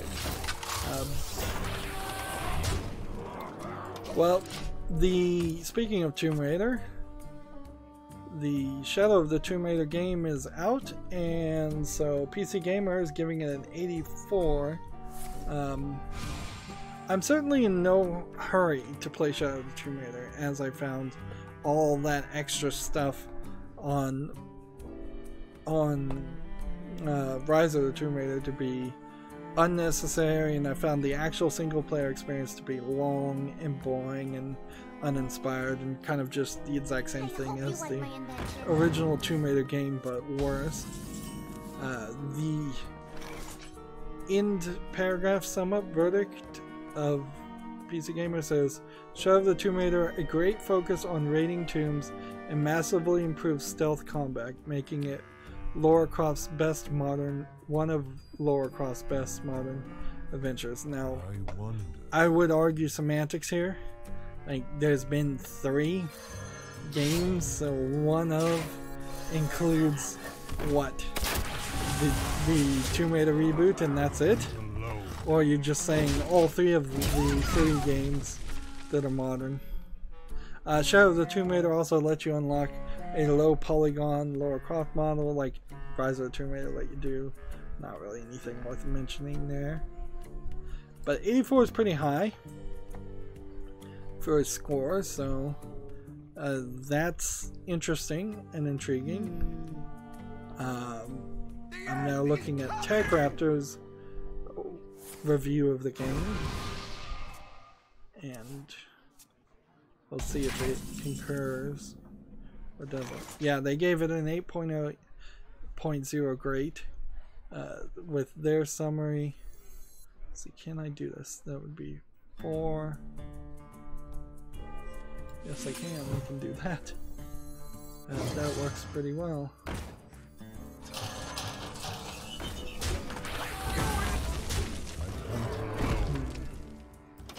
The summary is playing more like a massive expansion to Rise of the Tomb Raider rather than a new entry in the series. Shadow of the Tomb Raider is still a solid, if derivative, game. See, that kind of scares me away because I didn't really like Rise of the Tomb Raider. It's going to take me a couple of years before I would decide to want to get to it.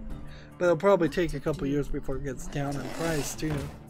The pros are Lara Croft is still a great character, smart puzzles, fun platforming, fantastic stealth, and it's beautiful. The cons are a dull story, underwater stealth is bad, it doesn't utilize new features enough, no additional gameplay modes. I'm not sure that I personally want any additional gameplay modes. In fact, I don't have to say I'm not sure. I'm 100% sure I don't want any additional gameplay modes.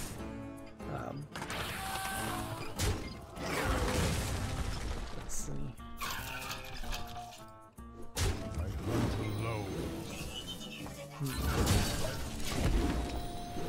And forgettable soundtrack is the final con.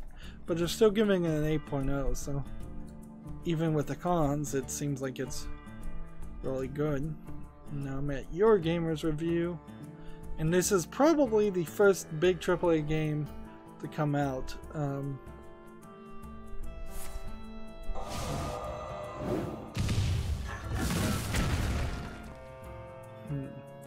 final paragraph on Your Gamer, because apparently they don't give scores, says Shove the Tomb Raider ends this reboot on much the same note as it began, which for its fans may not be such a bad thing.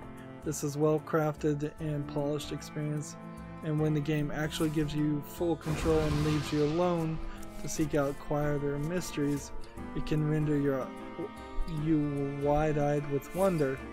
And this Tomb Raider may have motivation and purpose and a vague semblance of an emotional arc, but it all rings hollow, particularly when elsewhere there's repetition and an overall lack of new ideas. This Laura has forgotten herself and forgotten the joy and the thrill. Yeah. I think Shadow of the Tomb Raider probably is in a good position to end this trilogy and say, we did that trilogy, it worked well, but it's time to bring back the old lore we love, the one that was more fun, more acrobatic, not this stealth killer with a bow character, somebody who's fighting dinosaurs and doing ridiculous things, not somebody who's just always falling down and getting hurt. Like, they just made her too hardcore for her character. It would be equivalent of if Mario came out in a hardcore game. It's just not the character we knew. OpenCritic has an average score of 81. Don't talk about OpenCritic too much. They really haven't done much to talk about. Shove the Tomb Raider is ranked in the top 16.6% of games scored on OpenCritic based on 71 scored reviews, 77 reviews total. Apparently you can hype this game or tweet this game or share this game. 75% of critics recommend this game out of 77 reviews. Let's see, 89 contributors contributed, and 100% of them recommend this game over 9 contributor reviews. Like, I'm not 100% sure how this all breaks down on OpenCritic. The thing here is it doesn't feel like the thing I thought OpenCritic might be is the place where video game critics like me, small-time critics, could be heard, but that's really not the case. So, like, what they do instead on OpenCritic is they look at everybody's big time. So I'm seeing like Giant Bomb's review and PC Gamer's review, and they're saying it's mighty, scoring 84 or higher, whereas those that rated it strong, scoring 83 to 75, include, I believe, that's Destructoid's logo, and I can't really place any of the other logos. And then there's 9 reviews that give it a fair score of 74 to 66, which certainly this whole system seems oddly weighted. And then a weak score, 5 reviews give it a weak score, scoring 65 or lower. And then like Ars Technica and VG247 and I believe Polygon and Kotaku have not issued a score at all. Interesting. So I still think OpenCritic might be very helpful for consumers, but it is just weird. It's just a weird one to try and figure out how the system works and what's expected from it.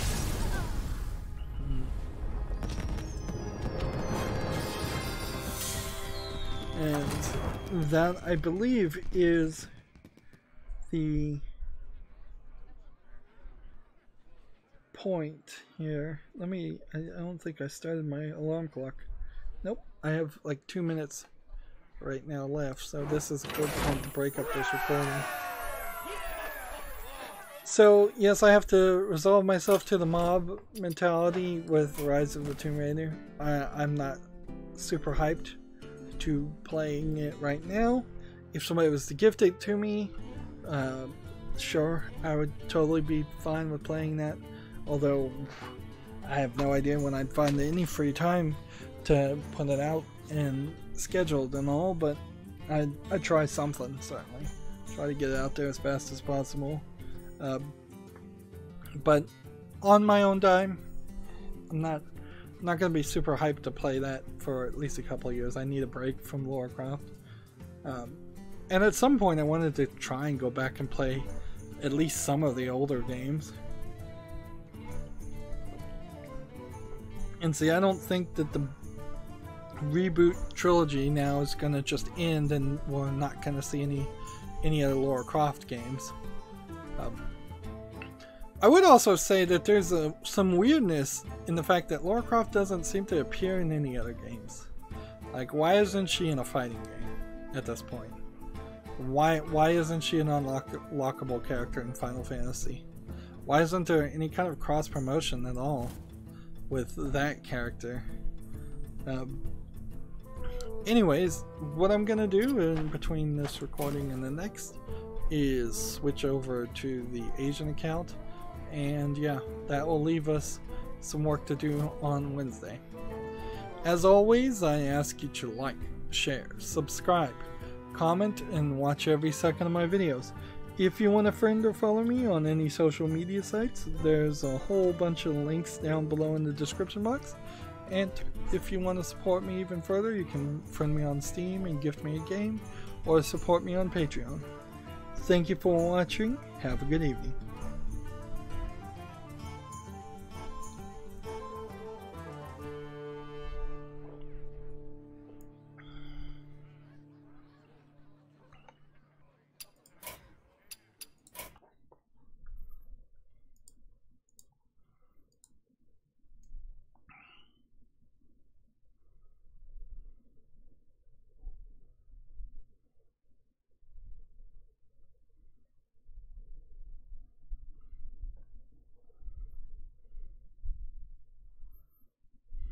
Come, sit a while and relax.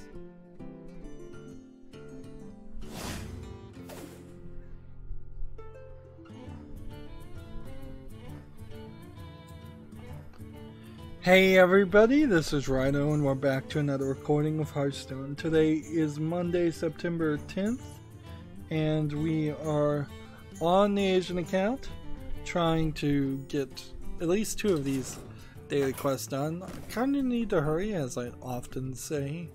See, I need to get some hunter victories and then maybe try to get some shaman victories. Yeah, if I could just hurry a little bit here, we'll be done with all the news. Otherwise, I'm going to have some stuff left over, which wouldn't be too much of a problem either. Gamatsu has an article, Space Channel 5 VR, Arakata Dancing Show debut trailer. So, Arakata is A-R-A-K-A-T-A, Space Channel 5, I believe, Sega Dreamcast beloved game for its weirdness, or for just the fact that people liked it.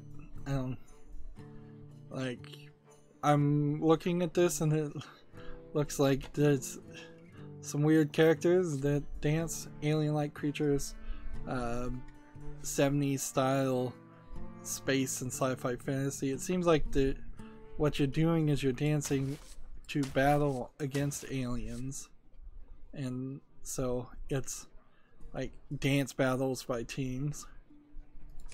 The animation looks better than what it almost certainly would have looked originally, but it does have a very CGI cel-shaded look to it. It's not going for a hyper-realistic opinion. I'm seeing a boss battle where they take on the boss and the boss swings over their heads, so they have to duck down in their dance moves.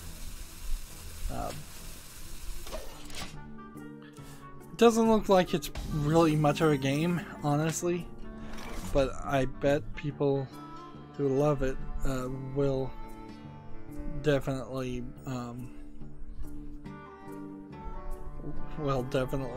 want to get this. Space Channel 5, I think, also is an example of a game that like so many of the Sega Dreamcast games lost their platform, and when they lost their platform they just were not supported in any way that was good. Don't mess with us.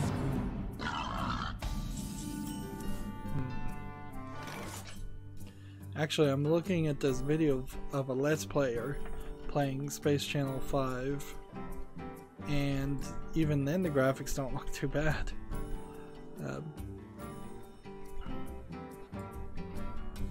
It is kind of weird that the dancing games and the music rhythm games haven't died out, but the originators of that genre failed to maintain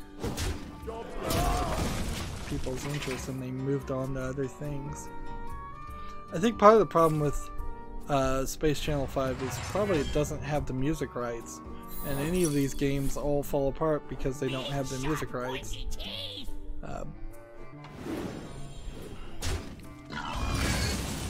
So unless you can upload your own music to something, I have a real hard time recommending playing a music rhythm game. I have enough mana. I hunt alone.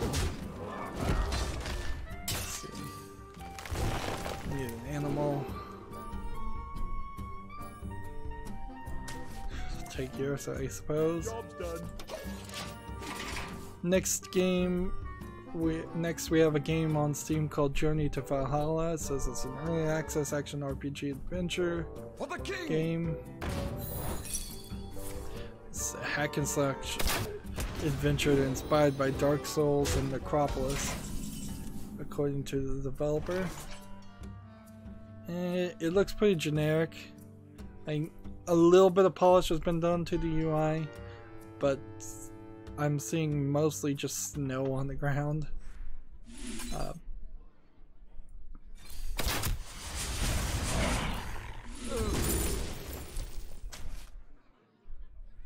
hunt alone. Attack here. Like a generic looking character, generic looking environment. Journey to Valhalla is $4.99. The generic looking UI. The only thing I could think here is if this developer had worked on something previously that they eventually got to work well, but they haven't. So. Like, when your first game on Steam is supposedly inspired by Dark Souls and Necropolis, you've overcommitted. Almost I don't have enough mana.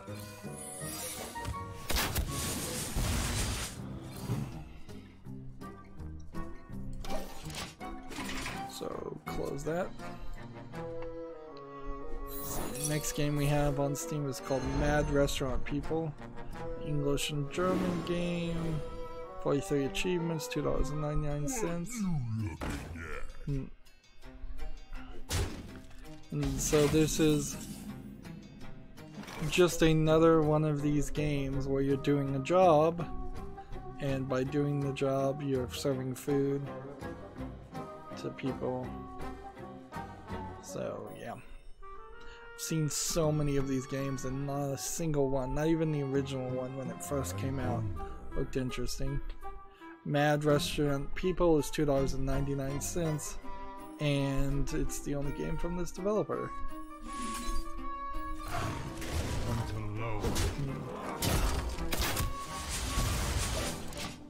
So another tab I can close. I did find a plugin I'll mention called Link Clumpy or something, where I can just click the left mouse button and Z on the keyboard, and then I can draw a box around links and open all of those links. Because of that, I may start getting to the point where I do that for all the What's on Steam apps instead of trying to open them just through checking out my home feed on Twitter.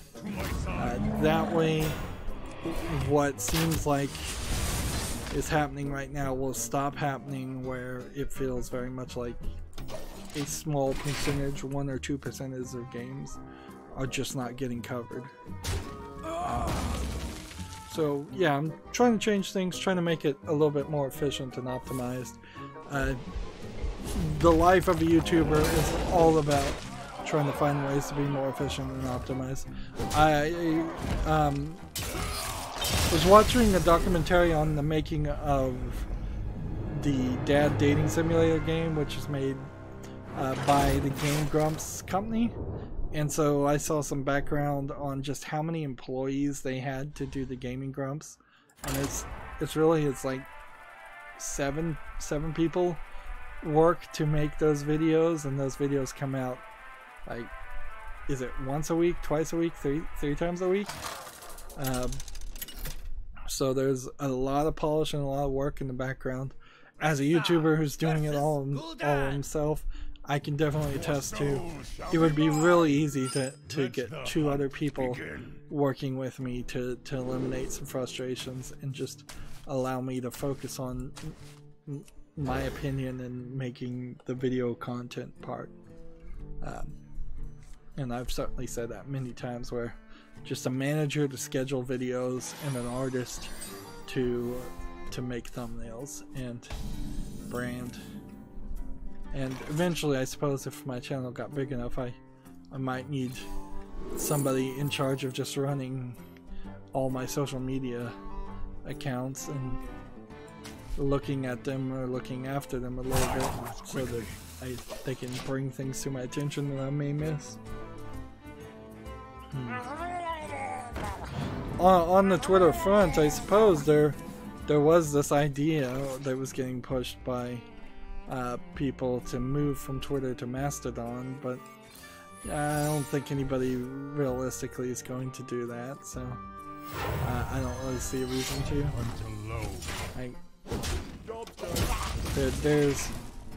There's a couple of other competitors. There's certainly a lot of people trying to make things that compete with Twitter, but until something comes out and it gets really popular and it has like a free speech bend of some sort behind it, I don't think I'm going to go to it. I don't think a lot of normal people are going to go to it, and I don't see a real reason to move over to some website that's just run by a bunch of celebrities and that's it. Because that's what Twitter was already. Apparently, if you delete your Twitter account after 30 days, it's permanently deleted. I doubt that's really true for celebrities, but allegedly Will Wheaton has been now off of Twitter for the necessary 30 days, so his account is gone, allegedly. Moving on though, I want to rush through this. PC Gamer has an article, the Tomb Raider cosplay ambassadors show anyone can be Lara Croft, and what's interesting here is the 2 ambassadors being shown is a white female cosplaying as Lara Croft, and then to the right of that is a black burly male doing a gender bent Lara Croft, which I think for the most part there's never been any real complaint about gender bending a character in cosplay. Like, I just don't think that's ever been an issue. What has been an issue in the past is playing somebody who's not your body type. So if you are like incredibly incredibly overweight and you're cosplaying Jessica Rabbit, who is drawn to be like impossibly thin, you're going to have to really put in some personality and put in some great effort. I think there's also a lot of complaint about cosplayers cosplaying characters they don't know, wearing outfits they didn't make themselves. There's a lot of cattiness, I think, in cosplay. But what's weird, I would say, here is this seems like this is the only two cosplayer that are being shown, and so this is just like a weird article that it implies there's I don't know if this is actually true or not. It implies that there's some kind of Square Enix endorsement of these cosplayers, and that's what I was wondering about. Is this a case in which PC Gamer just found two cosplayers and that's it? Or did Square Enix, the Warcraft team, or somebody retweet these cosplayers? Which retweeting a cosplayer is not uncommon for many video game companies, and still doesn't really break down into an endorsement so much. I'm just gonna play everything since I'm gonna lose anyways.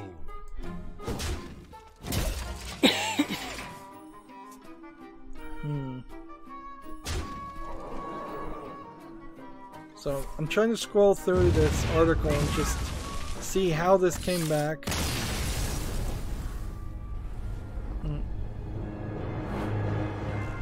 Let's see.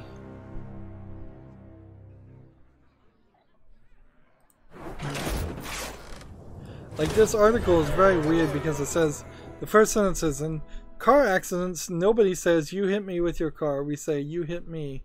Likewise, when playing Tomb Raider, nobody says, that guy shot Lara Croft. We say, you shot me. Which is odd. Just an odd way to start your article about cosplaying.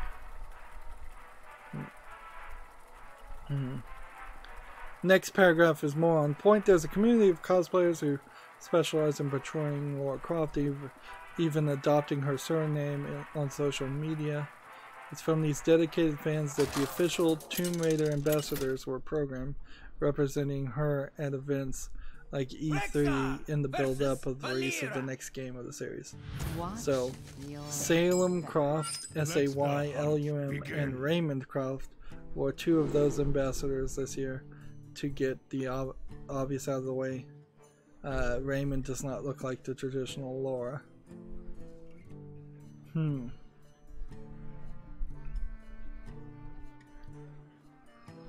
I really don't even know what to say about this. Like, it seems just weird in general, but also you're basically saying you got some cosplayers to be booth babes and advertise your game, and you probably pay them nothing to do it. Just so yeah, I really don't know what to take from this other than, yeah, we kind of know that the people in charge of Lara Croft right now were trying to push progressive ideology and identity politics. They've been seen doing that a lot. And so they've just gone to a real far extreme at this point, and they have a tall, muscular, African skinned black man playing Lara Croft. What's kind of interesting too is his outfit, when I'm looking at it, covers way more skin than the female ambassador. Like, her shirt is all torn up, and she may have like an undershirt under there, where his is straight up just like full coverage with no real holes. And the female cosplayer looks a lot better in her outfit than he does in his. His outfit actually looks terrible. It's bad cosplay. That's where I could come from this perspective. Is that, like, it looks like something that could have been slapped together very quickly, whereas the female cosplayer looks like she specifically was putting tears and stains and mud and making special belts and making special items and just really getting into the character. So I kind of wonder if this guy really is even on the level of the other cosplayers that were available. Like, because yeah, his costume doesn't look good. It just doesn't. It doesn't look like it has detail on it. Of course, though, I've talked too much about this. This is just a weird story. It's a weird story that just, you know, pushes the identity politics that the mainstream video game media tries to push, and the developers of video games try to push. Neither one of them, by the way, have the iconic ponytail of Warcraft, so they don't really have their hair right or wear a wig. The guy, his head is buzz cut with like a, I would say, number 2, number 1 buzz cut. So yeah, it's real hard to even say he's cosplaying as Lord Croft. He just looks like some kind of hunter character.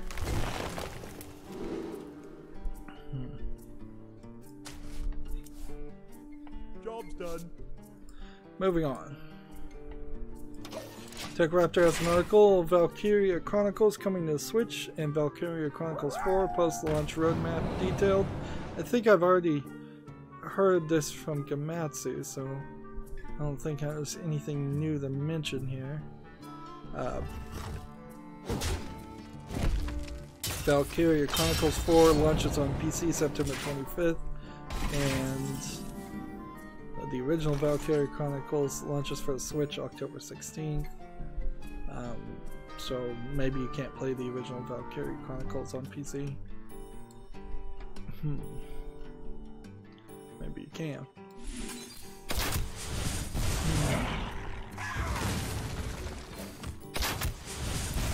Next we have a TechRaptor article, Meet Walking Sign Golems and Traffic Knights in Scrapbringer, which seems to be a game that's in development.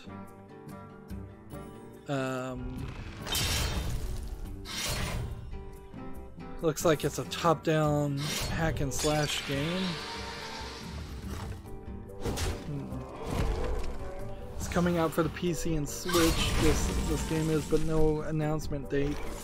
This is an interview. I guess I'm not a particular fan of interview reports that are question and answers. I would prefer if some different things happened. One more secret to upgrade. Can't right now. Your Gamer has an article. Nintendo. Some Switch games don't support cloud saves to ensure fair play. So, A clever concoction. as I've heard it, basically all of the games that are out now will not support cloud save. It was just not even apparently in development when the first generation of games came out.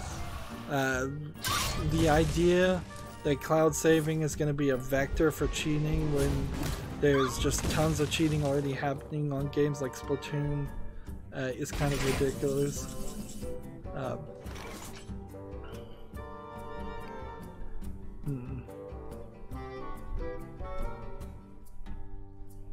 Like, apparently FIFA 19 and Dark Souls Remastered won't support cloud saving even though they support it on other consoles. Let's see.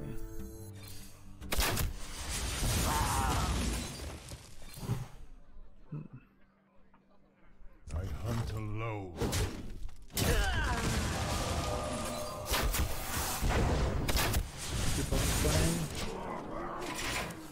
Remember to get Cloud Save you're paying like $20 a year. It says $17.99 in pounds a year, and then you're getting some online play and a library of NES games that haven't really been announced. So yeah, that Nintendo Online service, as it's starting out, is certainly not appealing to people. Does not sound appealing to me, at least. Moving on, PC Gamer has an article. Hand of Fate 2 patch makes significant improvements to combat, changes the bashing, responsiveness, and a new apprentice mode. So that's really interesting. I played Hand of Fate 1 and was planning at some point to play Hand of Fate 2. So the idea that I should have played this first. The idea that Hand of Fate will be a better experience for those people who waited is an interesting idea. And the combat was never great in the first game, but it wasn't terrible.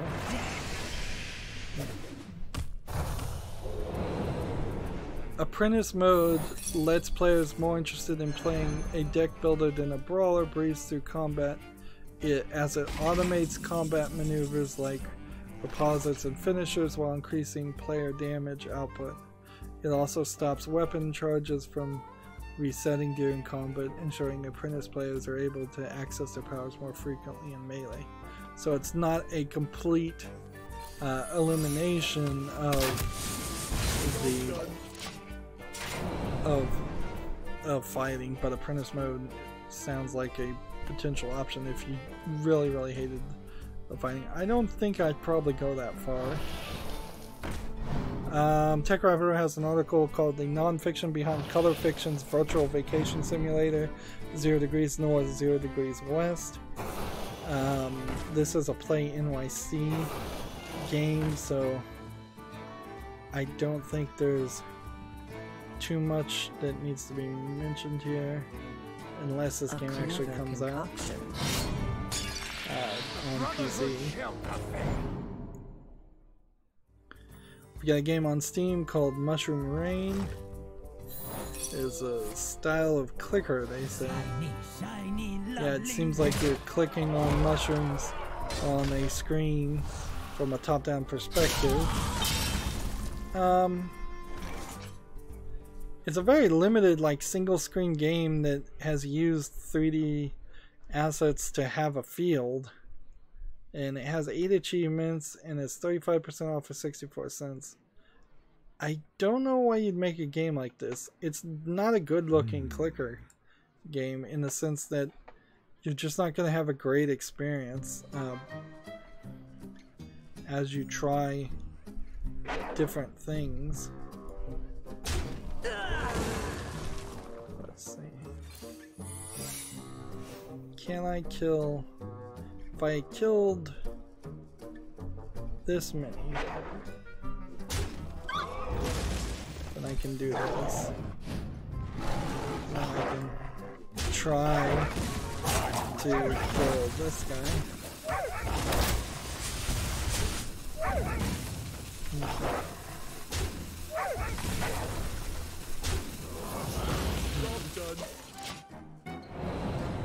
Like other games made by this developer, just a random assortment of what look like mediocre games. Some are rated positive, but a lot are rated mixed. So moving on, we have a game called DMT Dynamic Music Tesseract, which this is really like a drug reference type game with lots of colors and shapes and 3D spirals. It says it's early access, 15% off for $4.24, and it requires VR. And it's the only game from the developer DMT. I'm not sure if you call this straight up trolling or just an extremely low effort. game. It feels like it's more of a troll than anything else. Anyways, I have no interest in it.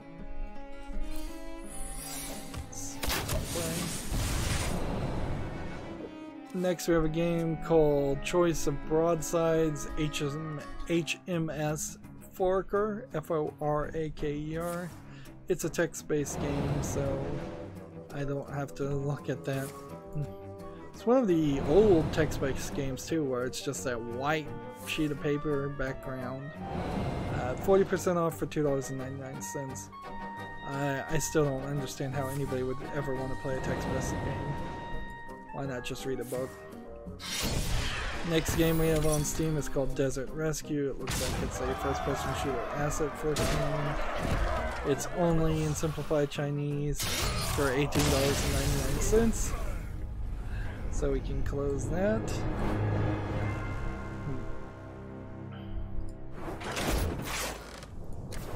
Let's see, what are we making any progress there? What are the other things? Shaman? Or, yeah. I was trying to get 100 victory, but I guess I'm gonna switch over to Shaman just to keep this a little bit more interesting. We have a game on Steam called The Battle of Ages, which I was gonna pronounce The Battle of Aegis, as in a Japanese term, but that's not what this is. This is, again, like a multiplayer MMO asset flip game where you're fighting Vikings versus wizards versus other things in a kind of poorly laid out environment. It's early access, $4.99. You guys see two pictures in the recent updates of characters just dancing like Fortnite, which that is kind of how Fortnite has started selling itself, is just, oh, it's all about the dancing. And I'm like, I don't think the reason why people are playing Fortnite is simply because the characters have dance emotes. I think it's a little bit more complicated than that. Let's see, we've got a game on Steam called Love Sweet Garnish. It's tagged sexual content, nudity, casual, indie, anime, and cute. I do believe this may be the first game back allowed on Steam that has anime-looking characters that have been approved since they were holding everything back. So this was rated very positive, 100% of 56 user reviews, and came out September 7th. What can we take from this?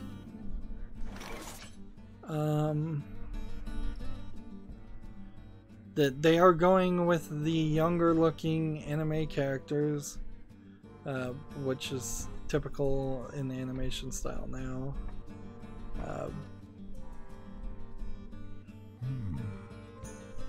So that is very interesting that the first game I've seen to be approved seems to have all the things I suspected were the things that were holding them back. Love Sweet Garnish is 10% off for $11.69. It has full audio in Japanese, English subtitles. So dating simulators, sex games, anime games seem to be back. We'll see if that's 100% the case, or if just one slipped through, or what. Because there is still a lot of opportunity for something different to be the case.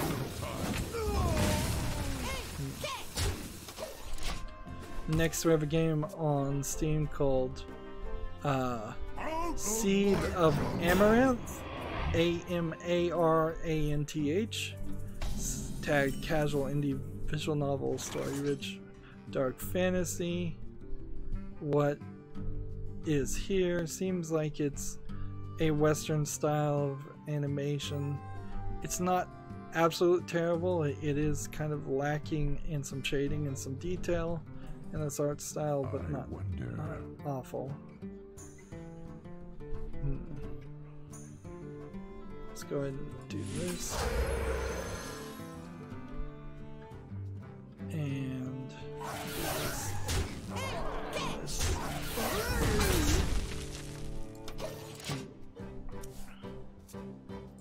So I'm looking at this visual novel. I don't think the art style is quite good enough to interest me. It's only in English. It's in full audio, so any full audio visual novel, if it truly is fully voiced voice actors, every line of dialogue is voiced, that would be great. It's $9.99. Let's see if this developer's made anything else. No, they haven't. So there's a warning at the beginning of the trailer for blood and intense violence, but not nudity.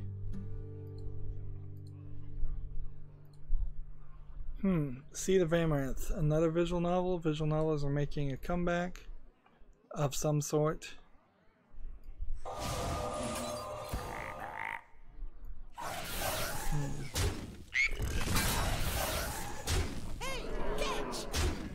Let's see. Next game we have on Steam is called Sargon's Lair, which they say is a 2D roguelike shooter following the story of a lost adventurer spelunking through an ancient cavern rivered with various enemies. Can you beat Sargon's Lair and reach the end? It has mixed reviews, 59% of 13 user reviews. And just looking at it, it doesn't particularly look like it's too good of a game. It is free though, so price is not right. The price is right, but even at free, there's still complaints on the quality. Play this. Give me this. And do this.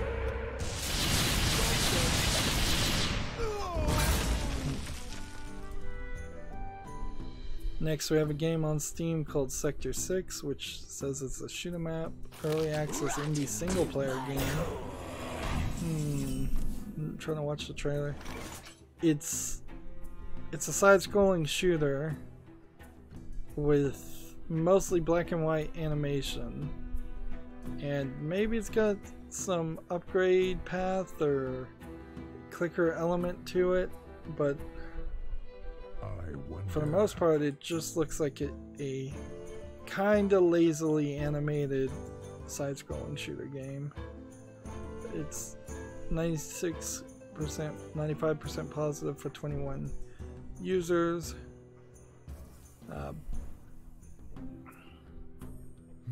Let's see.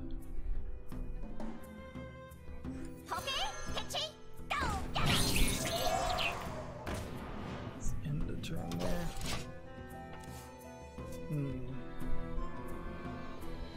140 achievements seems like way too many achievements, so this is probably an achievement game, and that would explain the high reviews. It's 40% off for $5.99. That would certainly also explain the high price if it's an achievement game. So, closing Sector 6, which is to say that at this point there's been 2 games that have made it to my wish list over the weekend, but that's not super surprising either. Like, there's a considerable amount of bad games I imagine they get released on weekends. Next game we have is a game called Shoot-No Shoot. It looks like it's a horribly animated shooting range for maybe VR? Yeah.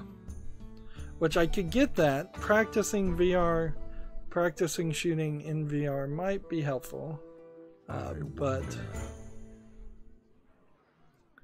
there's also definitely a level of issue here. So it's showing silhouettes of different people that you decide to shoot or not shoot, and they hold different things up as if they're holding their hands up and like, don't shoot me, or they're holding a knife up. There's little time. It doesn't seem like you even pull the gun in any noticeable way. It seems like there is no explosion, no muzzle flash or anything when you actually shoot these characters, so there's no practicing your targeting while also deciding whether you should be shooting at somebody or not. Anyway, shoot for no shoot is $4.99, and for the level of quality of animation, I think that's really good. I kind of wish there was a police training tool like this, but it is also kind of ridiculous to expect the taxpayer or a police officer to own a $600 VR headset in their house. Maybe you do that kind of training in one headset for the entire precinct. Might make some sense, but like a lot of the practice stuff also seems to have this after effect of just making police always feel that every incident is going to end in a shootout, which causes way too many incidences to actually end in shootouts. So I'm not sure if police even really need to practice shooting guns more than they need to practice training for de-escalating situations. Moving on, we have a game on Steam called Simplex Mundi, M-U-N-D-I. Says it's a free-to-play action indie casual game. Converting stored energy.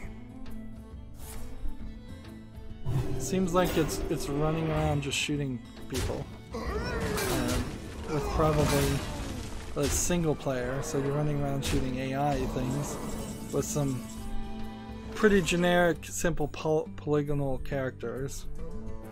I don't see anything here that would interest me. It's free, so at least the price is right, but free games don't go on my wish list just because they're free. In fact, very rarely do I bother to cover a game like that. Let's see.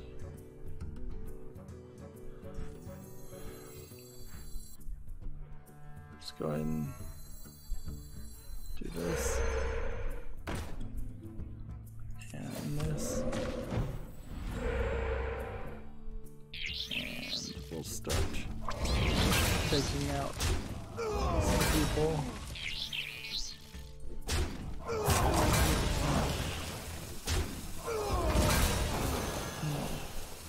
Job done. Next game we have on Steam is called Dimetrosaur, D-I-M-E-T-R-O-S-A-U-R. It's an MS Paint looking animated game. It's 10% off for $9.89. I wouldn't pay 69 cents for this game. It's the first game from this developer. So moving on from Dimetrosaur. Next we have a game called Land of Puzzles Battles, which I am fairly certain is from a developer who's made a ton of Land of Puzzles games that are all the same. It's just a tile sliding puzzle game that looks bad for 40% off for 59 cents. You see, I'm definitely not getting victories that I'd like to be getting right now. But we're approaching the end. We've got a game on Steam called She is Mermaid. Let's see, it's tagged indie visual novel. It says She is Mermaid is a visual novel developed jointly by Japanese and Korean team. After having been regarded highly among players, the PC version is finally here, centered on the legends and stories of mermaids and experience of an amazing summer vacation with the lovely mermaids. Now, Now, I'm not seeing any tags of nudity or anything like that, so it seems like this is a clean version. Maybe there is a patch or something. There are 2 achievements here. English language not supported. Only Japanese and simplified. Let's see. The calm before the storm. The calm before the storm. There is little time. And do this.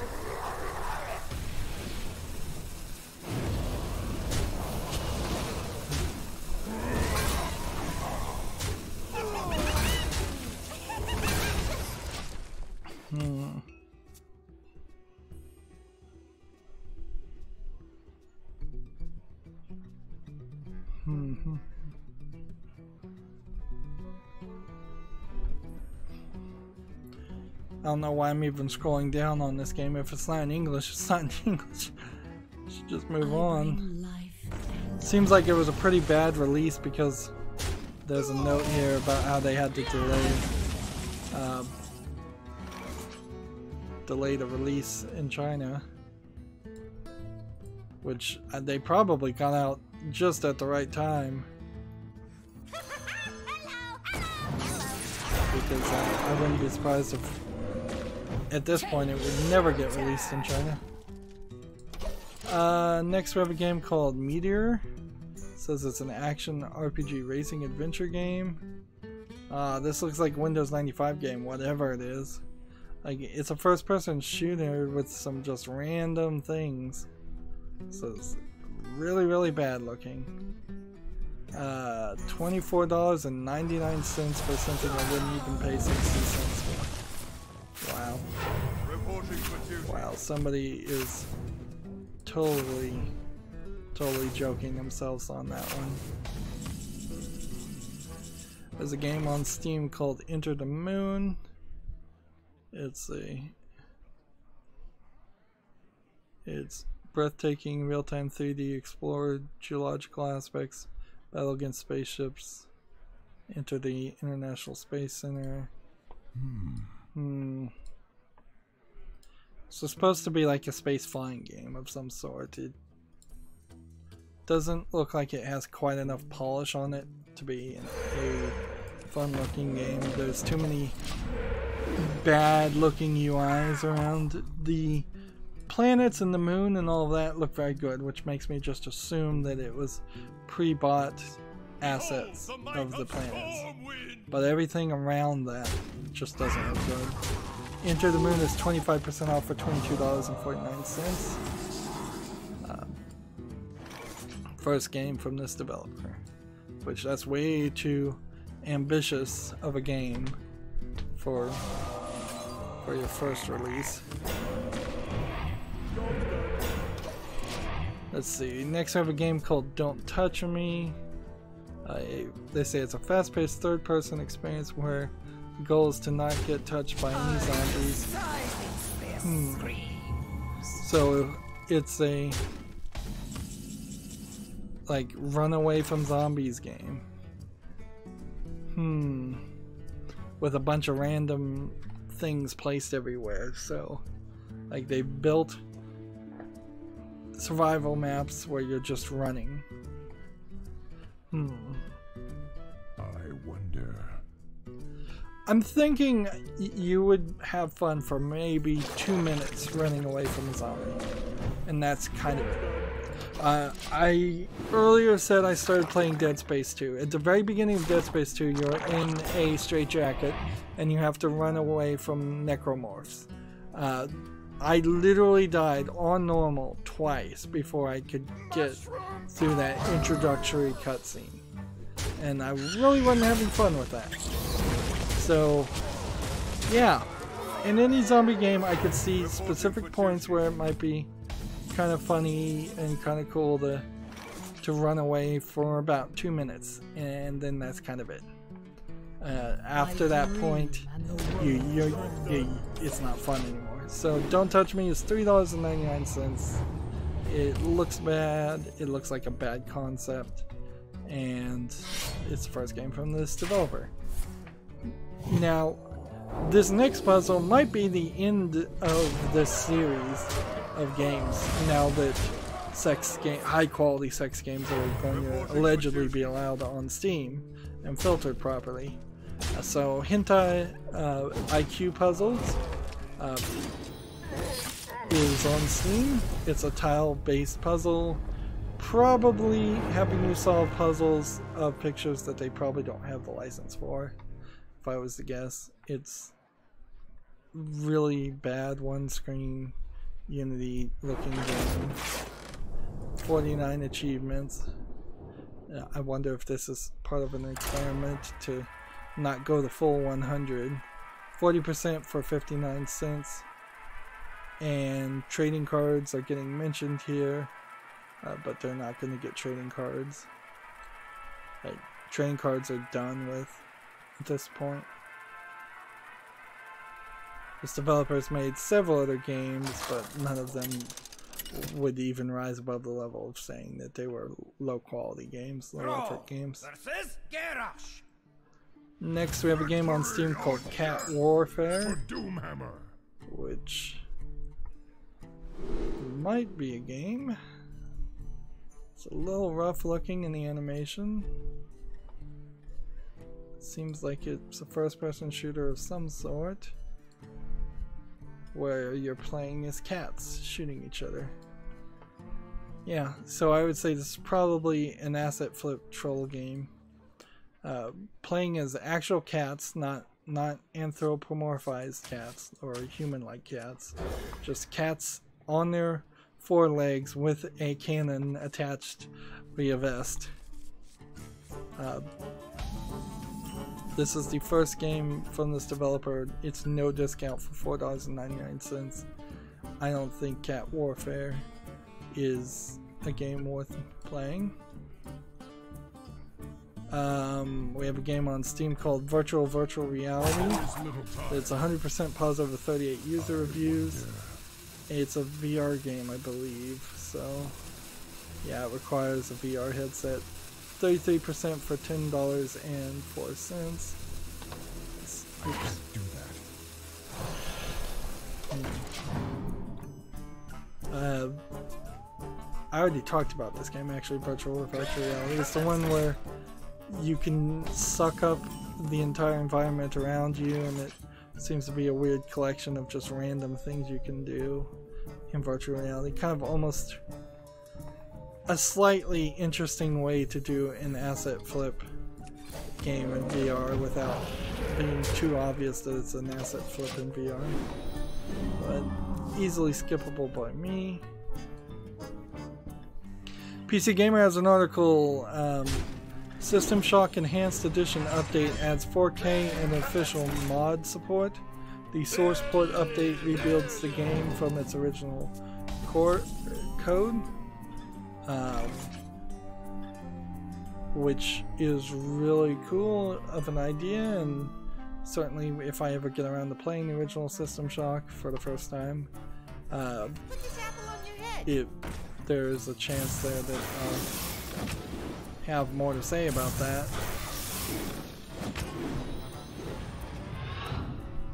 Okay.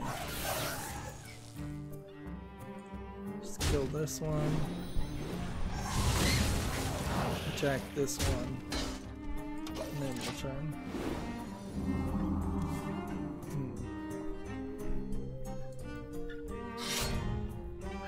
Let's see, what did Dying Light have to say? Why do I have Dying Light's Twitter out? Oh, Dying Light was the Twitter people who retweeted the In Memory of John Bain, aka Total Biscuit, sale from Chrono Deals. Chrono Deals not a company I talk about too much. They're offering discounts on a bunch of games that John Bain liked, and all proceeds go to the @CC Alliance, Collateral Cancer Alliance. Colorectal Cancer Alliance, which that's not what I thought. Oh, that was a charity chosen by Jenna Bain, so apparently there was some miscommunication there. I thought it was actually going to her. Which, in that instance, since Jenna Bain, the surviving widow of John Bain, also has cancer, I really don't. I don't wouldn't complain about giving it directly to her. Particularly when it's like something that's happened to you and it's in no way was your fault, like a disease. A lot of times people, well, I mean, honestly, that's just a bad way to look at things too. You should either be charitable and give regardless or not, but sometimes people try to take advantage, and I try to keep an eye out for that. Eurogamer has an article. Insomniac offers to patch out the ill-fated marriage proposal in Spider-Man. The Easter egg, quote, the Easter egg is probably the saddest Easter egg in a game. So this person, I guess I'm not going to name him, approached Insomniac and asked if he could put "Will you marry me" on in the game, and they did put it on a theater marquee as a proposal. And this is why you never do a proposal publicly until you frankly, I don't think you ever do a proposal publicly. What you do is you propose privately and then say let's ham this up and do a public proposal too, and fake it. Or, you know what, on the other hand, if somebody is dumb enough to propose publicly, I think you say yes then in public, and then you say no later.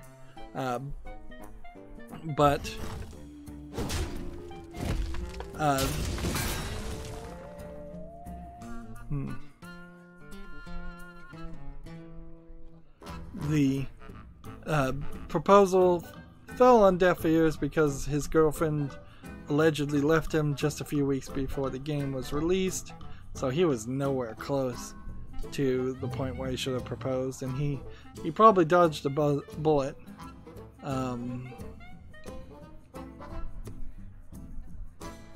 I had heard, and I don't know if this was a joke or not, that she dumped him and was now dating his brother, which I don't know if that really adds any insult to injury, but it probably does.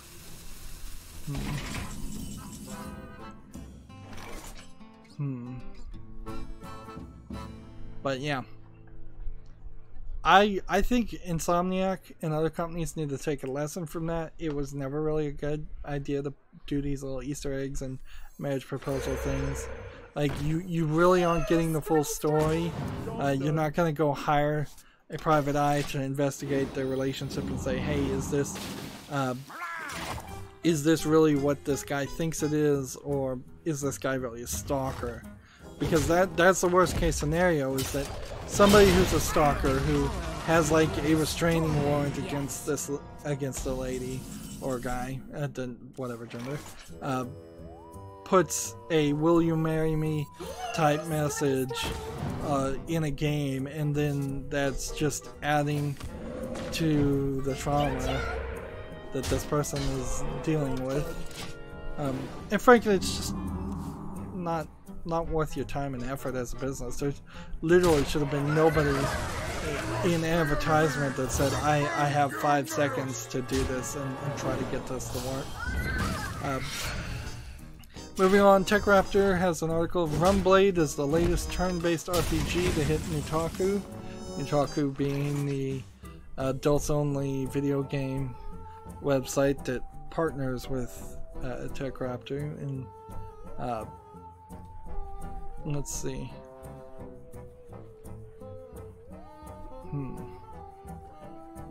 Still not really sure Nutaku as a company. It seems like they're basically making their own games. Job's done. I'm not sure if they're making the highest of high quality. I'd say Runblade looks really really high quality. See, of course, every time I click check it out from here, it's going to take me to the full section so we can see all the naughty bits, which is all that really they've got to sell for themselves. Yeah, Runblade looks more, I'd say, on lines of a good quality game that could have been a cell phone game, but I bet when you start to compare it to something like, ooh, what would be a good example? Let's do this. Well, when you start comparing it to something like Final Fantasy or anything that's slightly more interesting, it probably in no way stands up to that criticism or that comparison. Moving on, PC Gamer has an article, Skyrim mod Indriel has its own Steam page. When it's released, you'll be able to play Indriel without interfering with Skyrim saves. Interesting. Indriel is a total conversion mod for Skyrim. Interesting. I guess now with Steam Direct, though, anybody and everybody can have as many Steam pages as they want. We already talked about that one. PC Gamer has an article, Batman Arkham developer Rocksteady is hiring for a highly anticipated AAA game. New job posting suggests an announcement could be imminent. I'm not sure what it could be other than another Batman game, though. Like, what else could Rocksteady be working on? That's an interesting thought. Let's see. Eurogamer has an article, the PC beta has been confirmed for Overkill's The Walking Dead.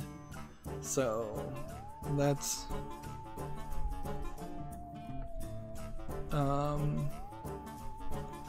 PC beta is going live on the 9th of October.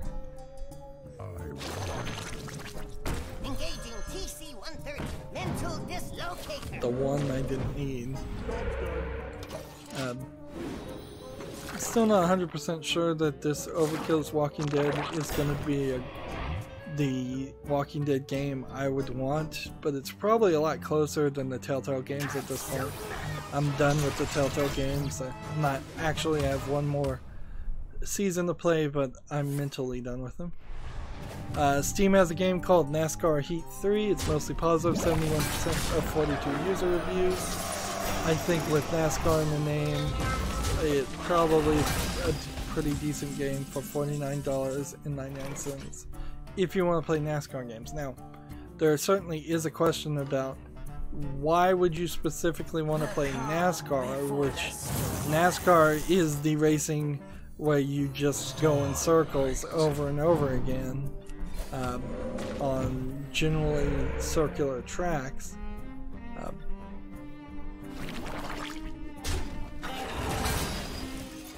Let's see. Can I survive this?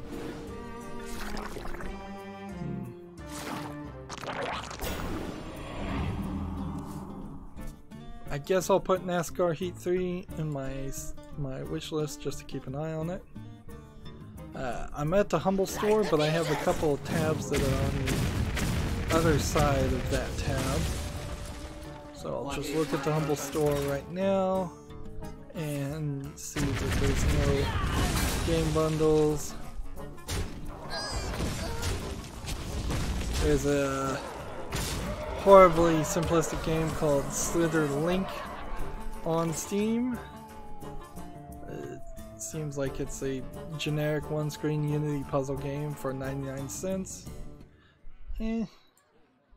I like the concept of what I think this puzzle is. I could be wrong about what it is, but I would really need to see more polish on it to play a game like that. Alright, and that's just talking about Dead Space Severed DLC. So Dead Space 2 Severed DLC, and trying to figure out how to deal with that content, or how much of that content you can actually get into the PC version of Dead Space 2. Fantasy RPG Caravan Stories coming to the PS4 in 2019 in Japan. No real more information there. It's a free-to-play fantasy RPG currently available for smartphones and PC in Japan.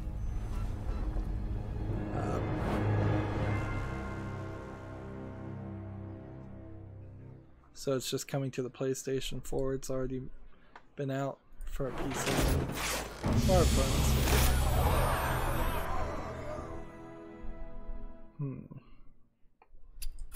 Where are we here? I actually desperately need to get a Hunter victory still.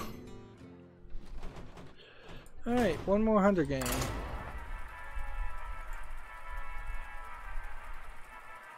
Yakuza Studio announces Project Judge for PS4, according to Gematsu. Due out in Japan in December, in the West in 2019. They are calling it a legal suspense action game. Western working title.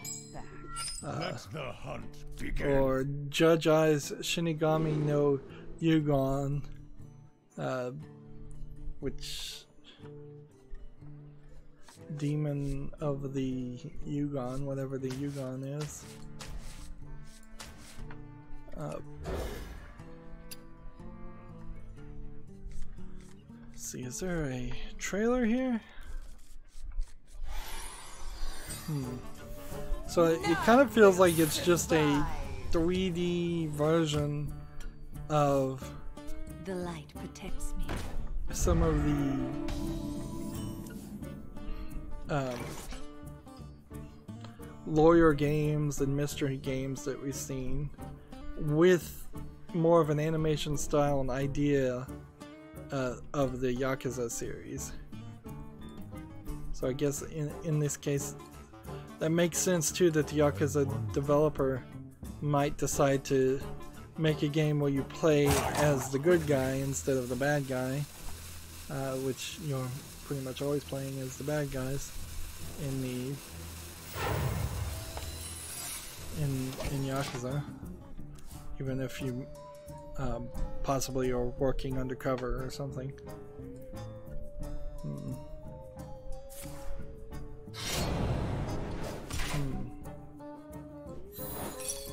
I bet this is not as big of a game as the Yakuza games, but it looks very, very similar. You're street fighting and following people and doing some just basic story things.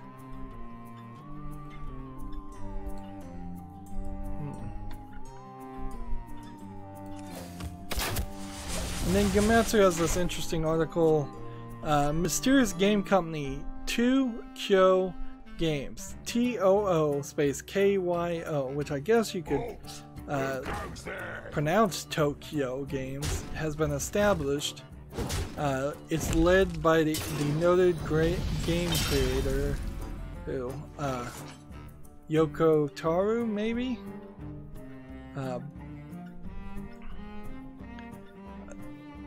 Like, by certain well-known game creators, seems to be all that anybody in English can get from this, which is weird. Right.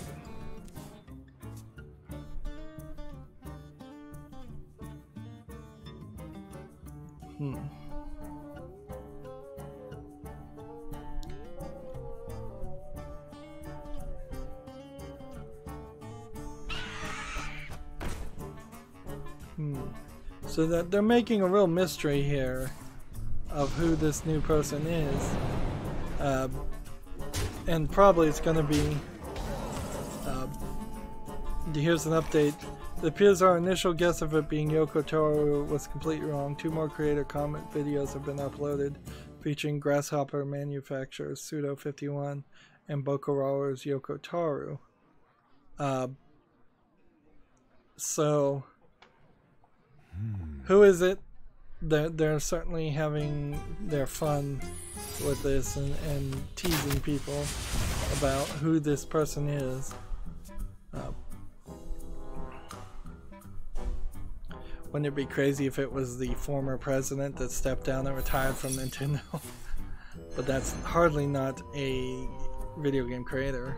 It would be stranger if it was like Miyamoto did it.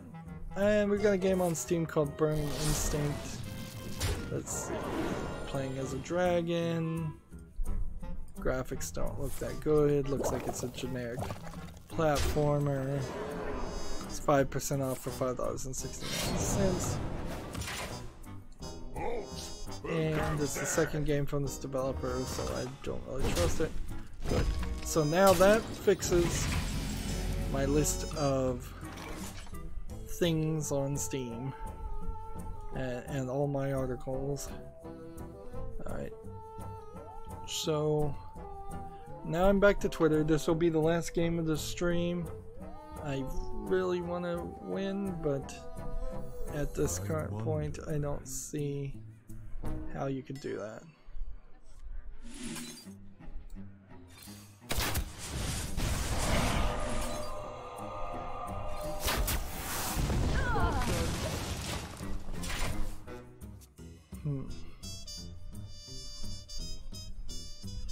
Randy Pitchford just tweeted 2 hours ago, any flat earth believers follow me and would like to be open to a conversation with me about it. Interesting, but stupid. Like, just come on, you're the CEO of Gearbox. If you're not talking about Gearbox, you shouldn't be tweeting at all. You should have your own secret Twitter feed, or like, he seems to always cause himself some consternation. And of course, the problem with anybody claiming that they're a flat earther is there's a 78% chance that they are a troll. Well, I could scroll down my Twitter feed, and there are definitely at least a few new things that I could talk about, but I can just keep those for Wednesday. 2.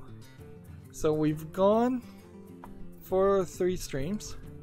Everything worked out pretty well. Hopefully everything worked out pretty well. Hopefully the audio wasn't too loud with the new Windows 10 setup. It was a quiet Monday. Didn't get anybody on the chat. I kind of wish more of that. Like, we'd get more people on the chat in general. But also, now that school's back in for a lot of kids, I'm not sure if I'm just going to lose views more and more. Or maybe I'll gain views. I don't know. Anyways, that's going to be it for this recording. I'll probably... yeah, I'll have to play offline is what I'll do. Not do this. But I'll have to play offline and just get a Hunter and Mage victory. Just play it on casual.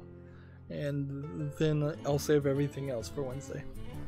That's it for this recording. As always, I ask you to like, share, subscribe, comment, and watch every second of my videos. If you want a friend or follow me on any social media sites, there's a whole bunch of links down below in the description box. And if you want to support me even further, you can friend me on Steam and gift me a game, or you can support me via Patreon. Links down below in the description also. Thank you for watching. Have a good evening.